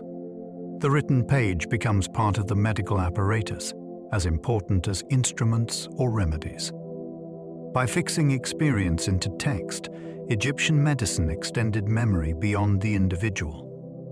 It allowed training, comparison, and refinement, making care more systematic over generations. Roman pharmacies stocked plant drugs, minerals, and careful recipes. Medical treatment in Roman cities depended on organized supply as much as individual skill. Pharmacies stored dried herbs, resins, oils, and mineral compounds, each associated with specific effects. Remedies were compounded from known recipes rather than improvised, using measured portions and repeated combinations. Containers protected ingredients from moisture and light, preserving potency. Labels and lists supported consistency, a quiet form of quality control. A customer could return and expect the same preparation again.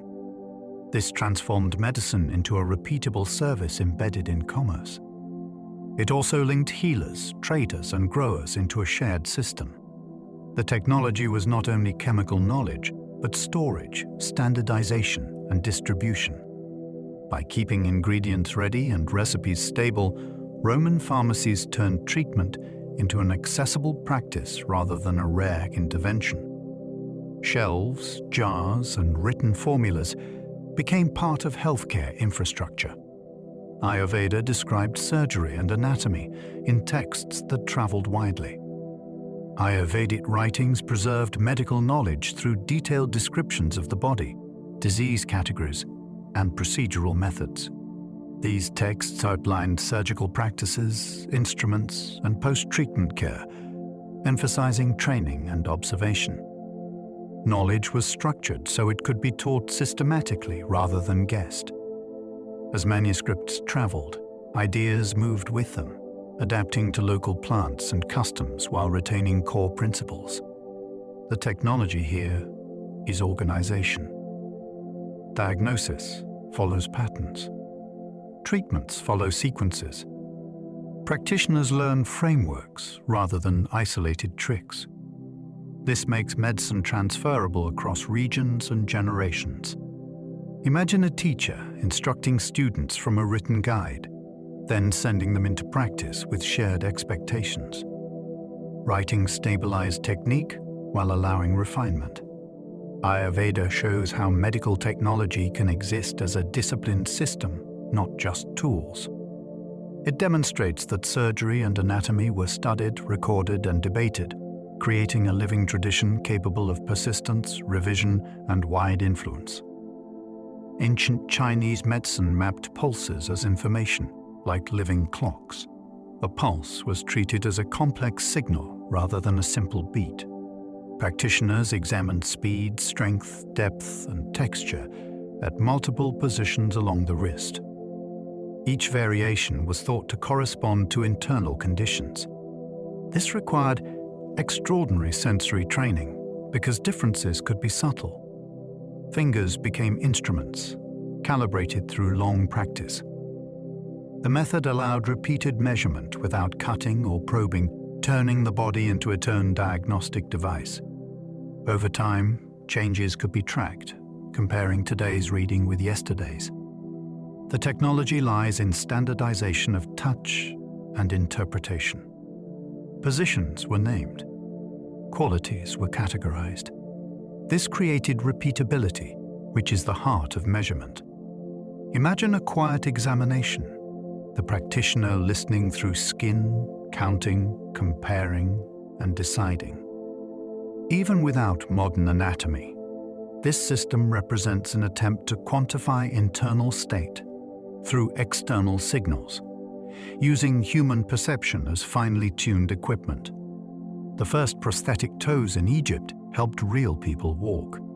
Archaeological examples show crafted replacement toes shaped for wear, not ceremony. A big toe is critical for balance and forward motion, especially when walking in sandals. Replacing it restores stability and reduces strain elsewhere in the body. These prosthetics had to fit comfortably, attach securely, and survive repeated use. That demands understanding of anatomy, load, and movement. Straps, shaping, and materials were chosen to avoid pressure points and abrasion. Signs of wear indicate daily use, not symbolic placement. Imagine learning to walk again, trusting a crafted object to bear weight step after step. This is engineering, directed at dignity and function. It also implies feedback, because discomfort would require redesign. Prosthetics represent technology at its most personal. They do not dominate landscapes or armies. They quietly restore independence, turning craftsmanship into mobility and allowing life to continue with fewer limits. Roman fun surgery tools suggest cataract treatments long ago. Specialized instruments indicate procedures aimed at restoring vision rather than only treating injury. Cataracts cloud sight, and some ancient methods attempted to displace or remove the obstruction. This required extremely fine tools and controlled movement, because the eye tolerates little error. The presence of such instruments implies repeated practice and refinement. A tool is not made delicate without need. Imagine the preparation, the lighting, the restraint, and the concentration required to work on such a sensitive organ. Outcomes were uncertain, but the attempt itself shows technological ambition. Practitioners sought to recover function, not merely manage decline. Tools suggest strategies, and strategies imply shared knowledge. Even partial success would have been life-changing for patients. Eye surgery represents an advanced frontier of ancient medicine, where risk was accepted in pursuit of restored sight. It shows how far surgical technology was willing to reach. Ancient dentistry used gold wire, repairing teeth with steady hands. Dental pain can overwhelm daily life, making eating and speech difficult. Some ancient practitioners used thin gold wire to stabilize loose teeth or secure replacements. Gold was chosen because it bends without breaking and resists corrosion in the mouth. The work required precision because space is limited and tissue is sensitive. Wire had to be tight enough to hold, yet gentle enough to avoid injury. This is small-scale engineering guided by touch. Imagine enduring the procedure without modern anesthesia, motivated by relief and function. Dental repair suggests specialized knowledge and patient trust. It also shows an effort to preserve rather than remove. By stabilizing teeth, practitioners extended usefulness and comfort. The technology is quiet but sophisticated, combining material science with anatomical awareness. Gold wire dentistry demonstrates that ancient medicine addressed quality of life, not only survival, using refined techniques for everyday problems. Ink itself was technology, binding soot, gum, and water into words. Ink required careful balance to flow smoothly and then stay fixed. Pigments like soot provided color, while plant gums bound particles together. Water controlled thickness and drying time. Too thin and marks spread. Too thick and pens clogged. Ink makers experimented until writing became crisp and durable. This technology multiplied every other one, because instructions, laws, and records could now travel beyond memory. Imagine an administrator recording a decision, a healer copying a recipe, or a merchant tracking debts. Ink turned speech into objects, and objects into systems. It enabled archives, contracts, and education. Without it, knowledge remained fragile and local. With it, ideas could outlive their creators. Ink is infrastructure for thought, supporting libraries and administration alike. By stabilizing marks on a surface, it allowed civilization to build on itself, layer by layer, across centuries. Papyrus turned reeds into pages, making information portable and cheap. The papyrus transformed wetland plants into one of history's first mass information technologies. By slicing reed stalks into thin strips, layering them crosswise, and pressing them together, makers produced flexible sheets that could be written on easily. Compared with carving stone or shaping clay, this method was fast and economical. Writing became lighter, faster, and more mobile. Messages could travel with merchants, officials, and scholars, instead of staying fixed to walls or tablets. Rolls could be copied, stored, and transported with relative ease, allowing ideas to spread farther than memory alone.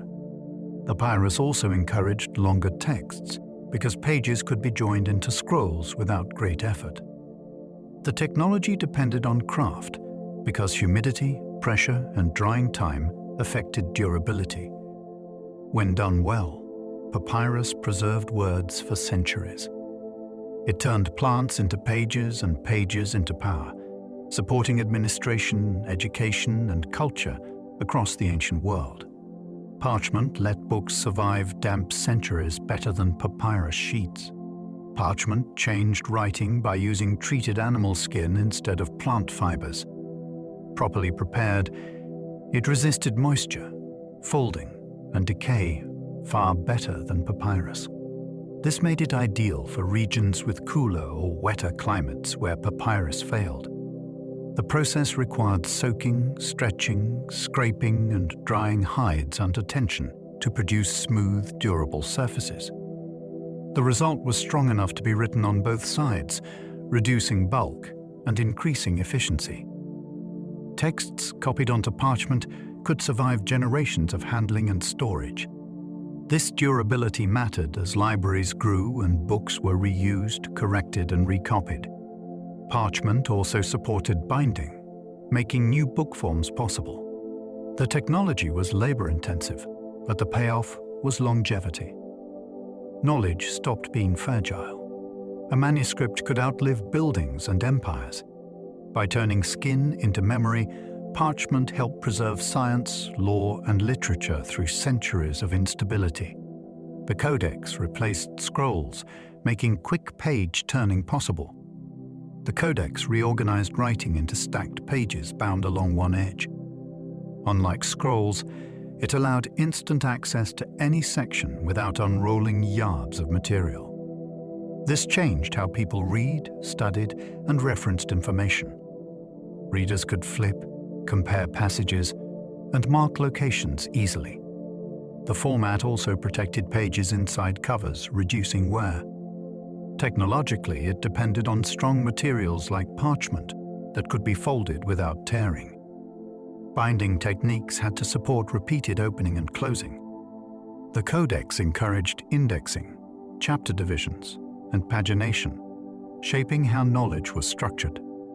It favored non-linear reading, which suited law, scholarship, and religion. Over time, it became dominant because it was practical. Carrying a codex was easier than managing scrolls. Storage was simpler. Consultation was faster. The codex is not just a container. It is an interface that changed how minds interact with information. Ancient seals and signet rings protected identity before signatures. Before widespread literacy, identity needed a physical marker. Seals solved this by imprinting unique designs into clay or wax, confirming authorship and authority. A signet ring allowed its owner to carry that identity everywhere. Documents could be closed, marked, and verified at a glance. Breaking a seal signaled tampering. The technology combined craftsmanship with trust.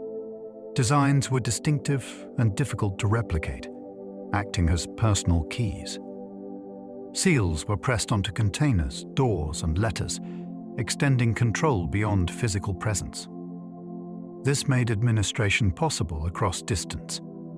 Officials could issue orders, merchants could secure goods, and households could protect stores. The system worked because recognition was shared. Everyone knew whose mark mattered. Seals show how technology can secure information without numbers or codes. They transformed symbols into safeguards, allowing authority and authenticity to travel with objects rather than people. Wax tablets were reusable notebooks, scraped clean for new thoughts. Wax tablets provided a flexible writing surface that could be erased and reused. A shallow wooden frame held a layer of wax, and a stylus pressed letters into it. To erase, the surface was smoothed flat again. This made tablets ideal for drafts, calculations, lessons, and temporary records. Unlike ink on parchment, wax invited revision.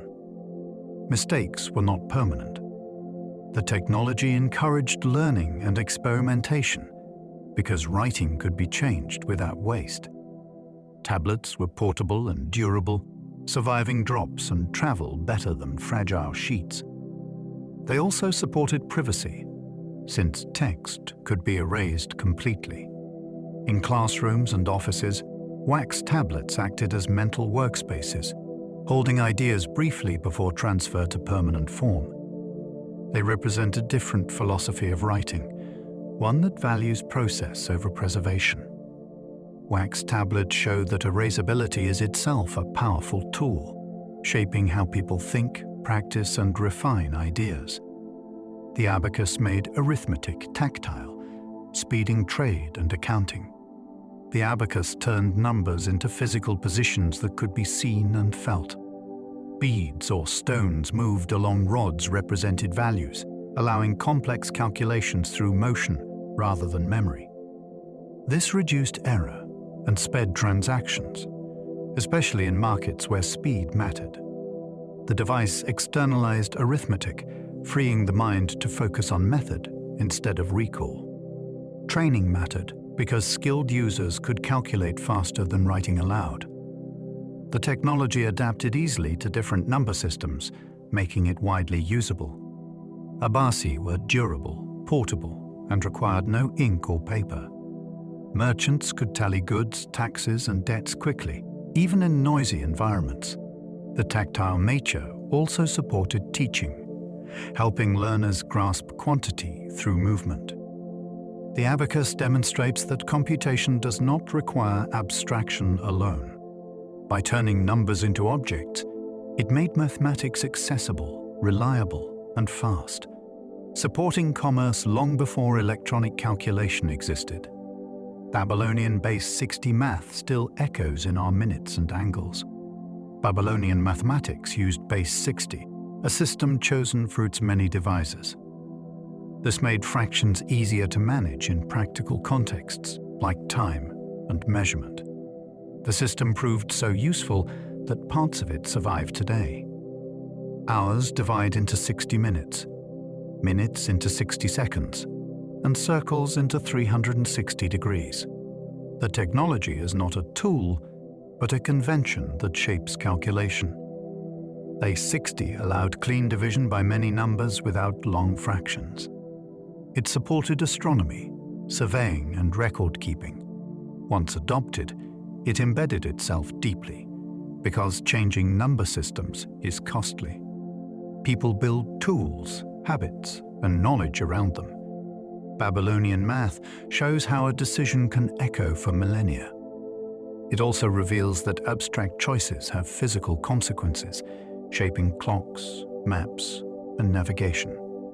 This numerical technology still structures how we measure time and space, long after its creators vanished. Ancient accountants tracked grain and labor with tokens and clay. Before writing words, people counted things. Small tokens represented quantities of goods, such as grain or livestock. These were stored, grouped, and later sealed inside clay envelopes marked with impressions. Over time, the impressions themselves replaced the tokens, becoming symbols. This system allowed administrators to track resources, labor, and obligations without relying on memory. It scaled well, supporting large communities and long planning cycles. The technology linked objects to meaning through agreement. A shape stood for a quantity. Clay preserved that agreement over time. Accounting made complex societies manageable by turning production into data. It also laid groundwork for writing, because symbols gradually gained abstract meaning. This method shows how technology can grow organically from simple needs. Counting becomes accounting. Accounting becomes administration. Clay and tokens became the foundation for economic systems that supported cities, trade, and governance. Cuneiform began as bookkeeping, then grew into literature and law. Cuneiform started as simple marks pressed into clay to record transactions. Over time, those marks expanded into symbols representing sounds, ideas, and grammar. What began as accounting became a full writing system. This evolution shows how technology adapts once a tool exists. Clay tablets preserved records of trade, then contracts, then stories, prayers, and laws. Writing allowed authority to be fixed and consulted rather than remembered. It also allowed culture to outlive individuals. The technology required standardization, so symbols meant the same thing across regions. Training scribes became essential. Once established, cuneiform supported administration, education, and storytelling. It transformed memory into infrastructure. By growing beyond numbers, it captured human experience in durable form. Cuneiform shows that innovation often begins with necessity, then expands into expression, turning practical tools into cultural foundations. Chinese papermaking changed the world, turning pulp into lasting memory. Papermaking transformed plant fibers into thin sheets that were light, flexible, and absorbent. By pulping material, spreading it evenly, and drying it carefully, makers created a surface ideal for writing and printing. Paper was cheaper and more versatile than parchment or papyrus. It could be produced in large quantities, folded, bound, and stored easily. This lowered the cost of information dramatically. Education expanded. Administration became more efficient. Art and literature flourished. The technology also supported printing, multiplying its impact. Paper absorbed ink well, making text clear and durable. Its spread reshaped communication wherever it went. Knowledge became easier to copy and harder to lose. Chinese papermaking is one of history's most influential inventions because it amplified every written idea that followed. By turning fibers into memory, it made information lighter, faster, and far more powerful. Movable type appeared in Asia, centuries before Gutenberg's press. Movable type transformed printing by separating text into reusable units rather than carving whole pages. In East Asia, individual characters were made from clay, wood, or metal, then arranged into frames to form pages. After printing, the characters could be redistributed and used again. This reduced preparation time for new texts and made large print runs practical. The technology required precision casting, careful alignment, and ink suited to repeated impressions. It also demanded organization because thousands of characters had to be stored and retrieved efficiently. While complex scripts limited adoption in some regions, the principle was revolutionary. Printing became modular rather than fixed. Knowledge could be updated, corrected, and expanded without starting from scratch. Movable type represents a shift from copying to manufacturing information. It shows that the core idea behind modern printing existed long before industrial presses, waiting for materials and circumstances to align. The compass, paper, and gunpowder reshaped history through Chinese innovation. These three technologies altered navigation, communication, and warfare on a global scale. The compass allowed reliable orientation even when stars or landmarks were hidden. Paper reduced the cost of writing and record-keeping, allowing information to spread widely. Gunpowder transformed conflict by introducing explosive force. Each invention solved a practical problem, but together, they changed how societies organized power. Trade expanded when navigation improved. Administration grew when documentation became cheap. Armies reorganized when explosions replaced muscle. The technologies traveled along routes of exchange, adapting as they went. Their combined impact reshaped exploration, governance, and military strategy far beyond their origin. What makes this remarkable is not just invention, but transmission. These ideas crossed cultures, languages, and borders, becoming foundations for new systems. Chinese innovation demonstrates how clustered technologies can amplify one another, producing changes no single invention could achieve alone. Ancient lighthouses guided ships with fire, mirrors, and towering design. Lighthouses turned fixed structures into navigational instruments. Elevated fires created visible signals that marked coastlines, harbors, and dangerous shoals. Height mattered, because the farther the light traveled, the more warning sailors received. Some designs used polished metal surfaces to reflect and direct light outward, increasing range. Fuel had to be supplied constantly, and crews maintained the flame through wind and weather.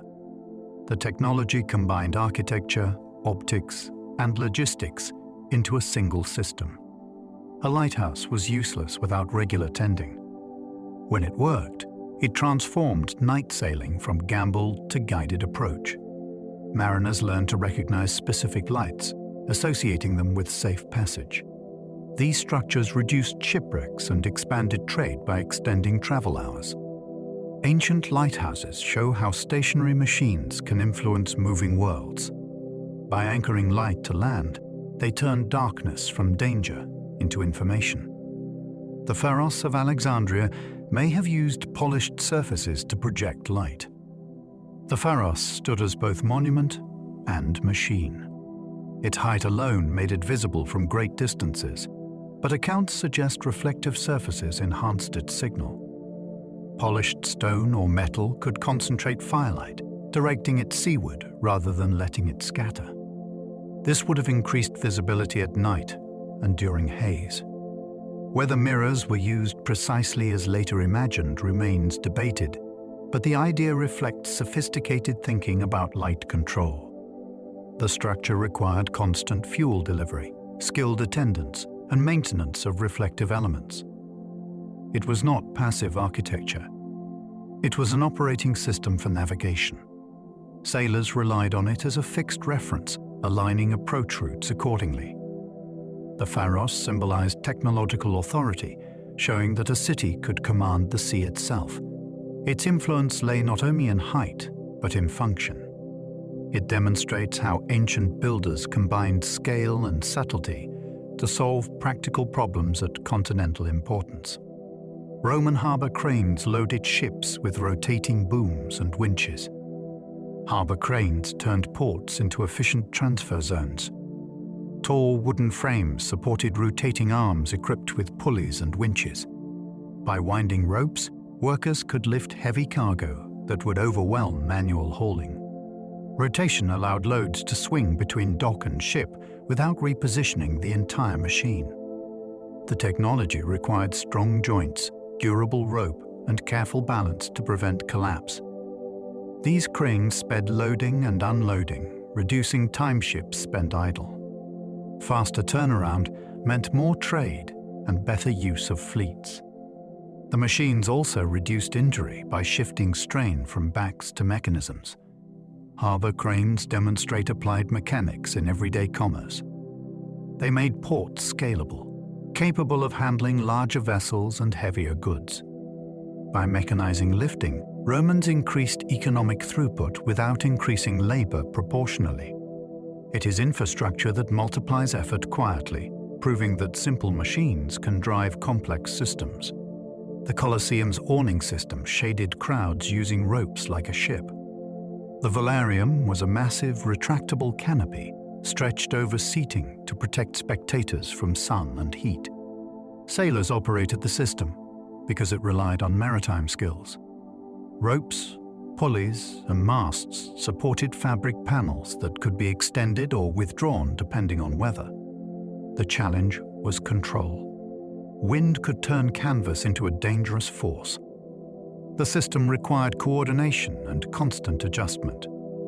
Anchors fixed lines to surrounding structures, distributing loads safely. When deployed, the awning transformed comfort for tens of thousands of people. This was crowd management through engineering. The technology borrowed directly from sailing, applying rigging knowledge to architecture. It shows how skills migrate between domains.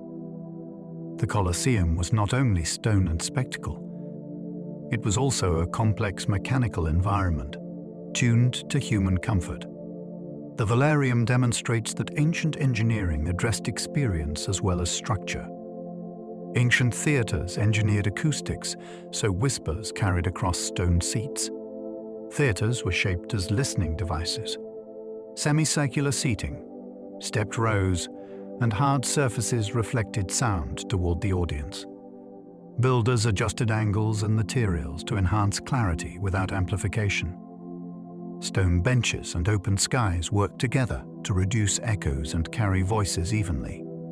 This required empirical understanding of sound behavior, gained through repeated construction. A poorly designed theatre would fail its purpose. Successful ones allowed speech and music to reach thousands. The technology lies in geometry applied to hearing. No wires or devices were needed, only careful shaping of space. Performers could rely on projection rather than shouting. Audiences experienced shared sound, strengthening communal experience. Ancient theatres show that engineering can operate invisibly, shaping perception without calling attention to itself.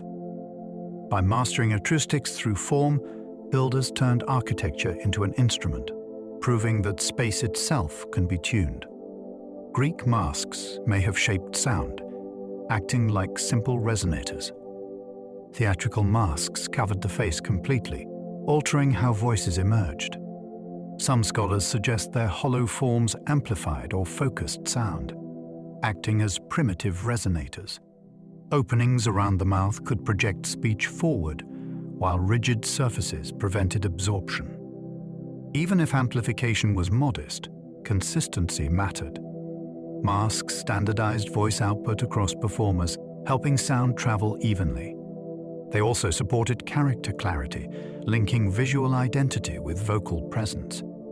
The technology blends costume and acoustics, showing that performance tools served multiple functions. Actors trained to speak through the mask, adjusting tone and volume accordingly. Whether designed intentionally for acoustics or adapted through use, masks influenced how sound behaved on stage. This reflects ancient experimentation with materials and form to shape experience. Greek theatre integrated visual, auditory, and architectural technologies into a unified system, where even clothing played a mechanical role. Earthquake-resistant temples used flexible joints, letting stone survive shaking. In seismic regions, rigid structures fail catastrophically. Some ancient builders addressed this by allowing controlled movement. Stones were fitted with joints that could shift slightly during tremors, absorbing energy instead of cracking. Interlocking blocks and layered foundations distributed stress. Rather than resisting motion, these designs accommodated it. The technology required understanding local conditions and accepting flexibility as strength. Builders observed which structures survived earthquakes and refined techniques accordingly. The result was architecture that endured repeated shaking while nearby buildings collapsed. These temples demonstrate resilience through adaptation. They treat the ground as dynamic rather than stable. By designing for movement, ancient engineers preserved sacred spaces across generations. This approach anticipates modern seismic design principles, showing that observation and iteration can yield solutions long before formal theory. Flexible stone construction proves that durability sometimes depends on yielding, not rigidity. In Japan, ancient pagodas swayed safely using central wooden spines. Pagodas incorporate a central column that runs through the structure, acting as a stabilizing core. During earthquakes, this spine moves independently from outer layers, dissipating energy through motion. The building sways rather than shatters. Timber construction further enhances flexibility, allowing joints to absorb stress. This system evolved through experience with frequent seismic activity. Pagodas survived when heavier stone structures failed. The technology lies in balance and separation. Instead of locking everything together, designers allowed components to move relative to one another. This reduced resonance and prevented collapse. The result is architecture that behaves more like a living organism than a rigid object. Pagodas demonstrate how traditional engineering solved complex problems through material choice and structural philosophy. By embracing motion, ancient Japanese builders created enduring monuments that continue to stand in earthquake zones today. The Nazca lines were made with simple tools, yet spanned desert miles. Across the Nazca Desert, enormous figures were created by removing dark surface stones to reveal lighter soil beneath. The technology was not heavy machinery, but planning, surveying, and consistency. Lines run straight for miles, maintaining direction across uneven ground. This required sighting methods, alignment points, and disciplined execution over long distances. Small stakes and cords could establish straight paths, but only if the system was repeated carefully. The desert environment helped preserve the work, yet the initial creation demanded coordination and purpose. Figures were scaled so large they could not be seen fully from the ground, suggesting design thinking beyond immediate visibility. This is landscape engineering without engines, turning emptiness into message. The achievement lies in control of space and proportion, rather than force. The Nazca lines show how technology can be procedural, relying on geometry, teamwork, and patience to transform terrain into enduring design. Stone spheres in Costa Rica hint at lost methods of perfect shaping. Nearly perfect stone spheres, some weighing many tons, were shaped and transported without metal tools or modern machinery. Their precision suggests controlled abrasion, grinding, and repeated measurement rather than carving alone. Achieving symmetry required checking curvature constantly, correcting high points, and working evenly across the surface. Transport posed another challenge, since moving heavy spheres intact demands planning and coordination. The technology is not preserved in writing, only in results. That absence fuels debate, because the process vanished while the objects remained. These spheres may have served symbolic, social, or organizational roles, but their manufacture alone represents advanced stoneworking skill. Precision at this scale is difficult even today without powered tools. The spheres demonstrate how expertise can exist without leaving instructions. When materials, specialists, or traditions disappear, techniques vanish quietly. What remains is evidence of mastery without explanation, reminding us that technology can outlast understanding. The Piri-Reis map fuels debates about ancient mapping knowledge. Drawn in the early modern period but incorporating older sources, the Piri-Reis map shows coastlines with surprising accuracy. Its creator referenced earlier charts, some attributed to ancient traditions now lost. The technology behind it is compilation. Multiple maps, perspectives, and measurements were reconciled into a single representation. This required judgment, scaling, and projection choices rather than simple copying. Some features appear advanced for their time, prompting debate about the sources used. Whether extraordinary or coincidental, the map demonstrates how cartographic knowledge accumulates across cultures. Mapping is a technology of trust. Sailors rely on it to risk lives and cargo. Errors matter. The Piri-Reis map shows that navigational information could survive through transmission, even when original methods were forgotten. It also shows how fragile that chain can be. When knowledge fragments, later generations inherit puzzles rather than explanations. Rumors of a Saqqara bird suggest gliders, though evidence stays uncertain.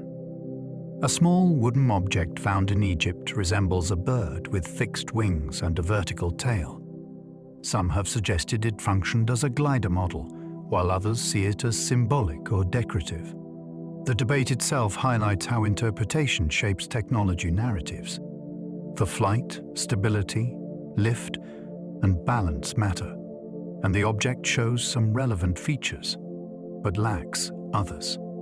Without contextual tools or documentation, certainty remains elusive. The technology question here is experimental thinking. Ancient cultures observed birds closely, and attempts to imitate flight appear in many traditions. Whether functional or symbolic, the object reflects curiosity about controlled movement through air. It also shows how artifacts can invite modern projection. Not every shaped object is a machine. Yet even speculative cases remind us that ancient people explored ideas boldly. The boundary between play, ritual, and experiment was often thin, and sometimes all three overlapped. The Voynich manuscript remains unread, a book that resists every codebreaker. This illustrated manuscript contains writing that follows patterns, yet matches no known language. The text appears structured, with repetition and grammar-like features, suggesting intentional encoding rather than random marks. If it is a cipher, it represents a complex one, resistant to modern analysis. The technology involved could be encryption, invented language, or lost notation. The materials and construction indicate deliberate effort and expense. Someone believed the content mattered enough to preserve carefully. Whether medical, astronomical, or fictional, the manuscript demonstrates information protection beyond secrecy. It also highlights fragility. When a knowledge system loses its community of readers, it becomes noise. The Voynich manuscript stands as a reminder that writing alone does not guarantee understanding. Technology can preserve form while losing function. A book can survive centuries yet become unreadable, showing how meaning depends on shared context as much as durable ink. Greek fire is still lost, a weapon remembered without a recipe. Greek fire burned on water and terrified opponents, yet its formula vanished. The weapon relied on a combustible mixture projected through devices that controlled flow and ignition. Secrecy was central to its power. Knowledge was restricted, likely transmitted orally within a narrow group. When that chain broke, the technology disappeared.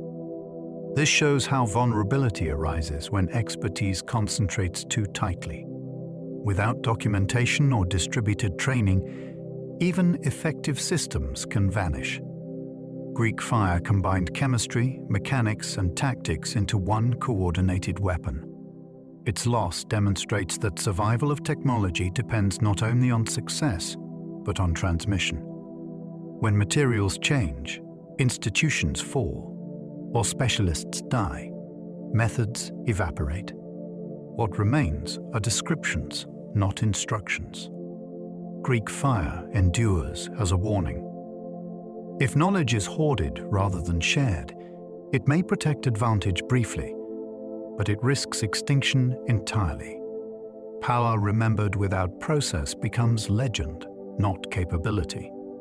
Some ancient concrete recipes may be rediscovered, improving modern resilience.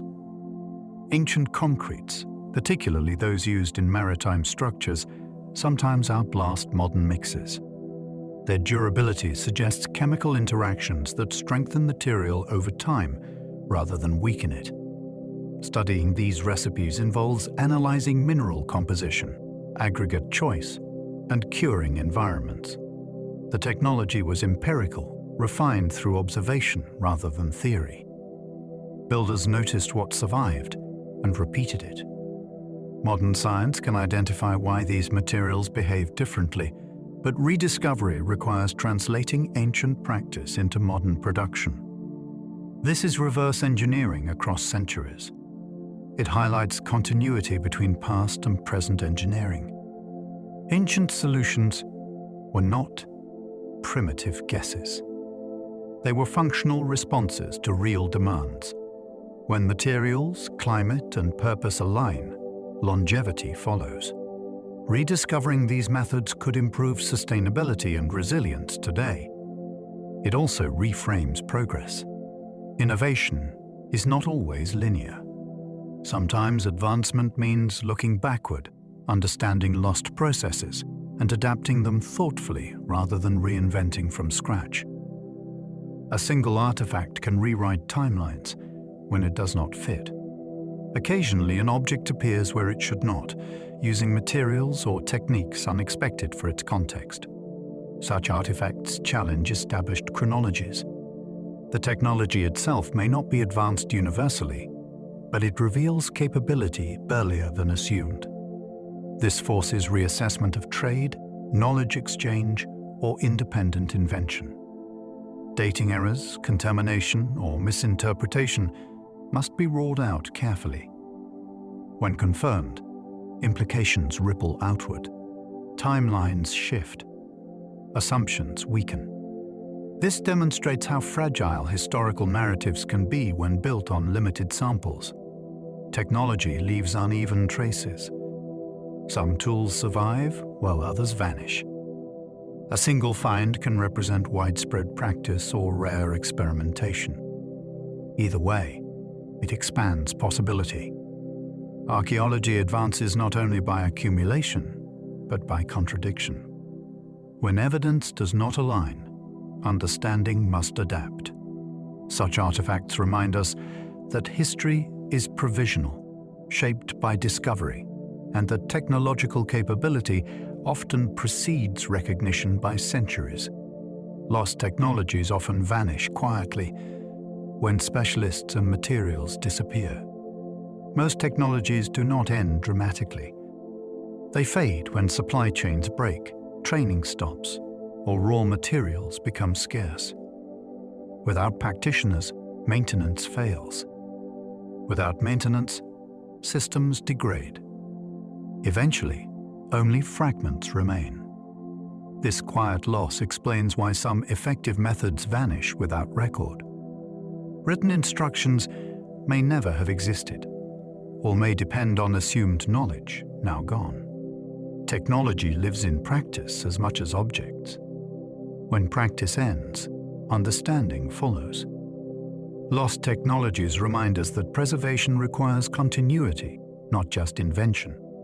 They also reveal resilience limits. A system may work brilliantly under specific conditions, yet collapse when context shifts. Recognizing this helps explain gaps in the archaeological record. Absence does not equal ignorance. It may reflect fragility rather than failure. Lost technologies are not always inferior. They are often victims of disruption. Understanding that helps modern societies appreciate how dependent progress is on sustained knowledge transmission. Every excavation can reveal new machines, reminding us the past was inventive. Archaeology regularly uncovers devices that complicate assumptions about ancient capability. Water systems, lifting machines, measuring tools, and production equipment emerge from soil unexpectedly. Each discovery adds texture to the past, showing practical problem-solving rather than mythic simplicity. Technology was shaped by need, environment, and available materials, not by a lack of imagination. Excavation is itself a technological process, combining careful removal with analysis. What is found depends on where we look and how deeply. Many machines were built from organic materials that decay, leaving only indirect evidence. This means invention is underrepresented, not absent. Each new find challenges narratives of linear progress. The past was not waiting to be modern. It was actively experimenting. Excavation reminds us that ingenuity is a constant human trait. Beneath ordinary ground may lie evidence that reshapes how we understand capability, creativity, and the long arc of technological thought. As we reach the end of our journey tonight, It's worth letting the mind drift back over what we've seen. Not as a list, not as details to hold on to, but as a quiet landscape. Ancient hands shaping stone and wood. Firelight glinting off metal tools. Ink drying on pages. Wheels turning, ropes tightening, water flowing where it should not naturally go. Again and again, across centuries, people solved problems with patience, observation, and imagination. They built machines not to impress the future, but simply to live, to heal, to travel, to remember.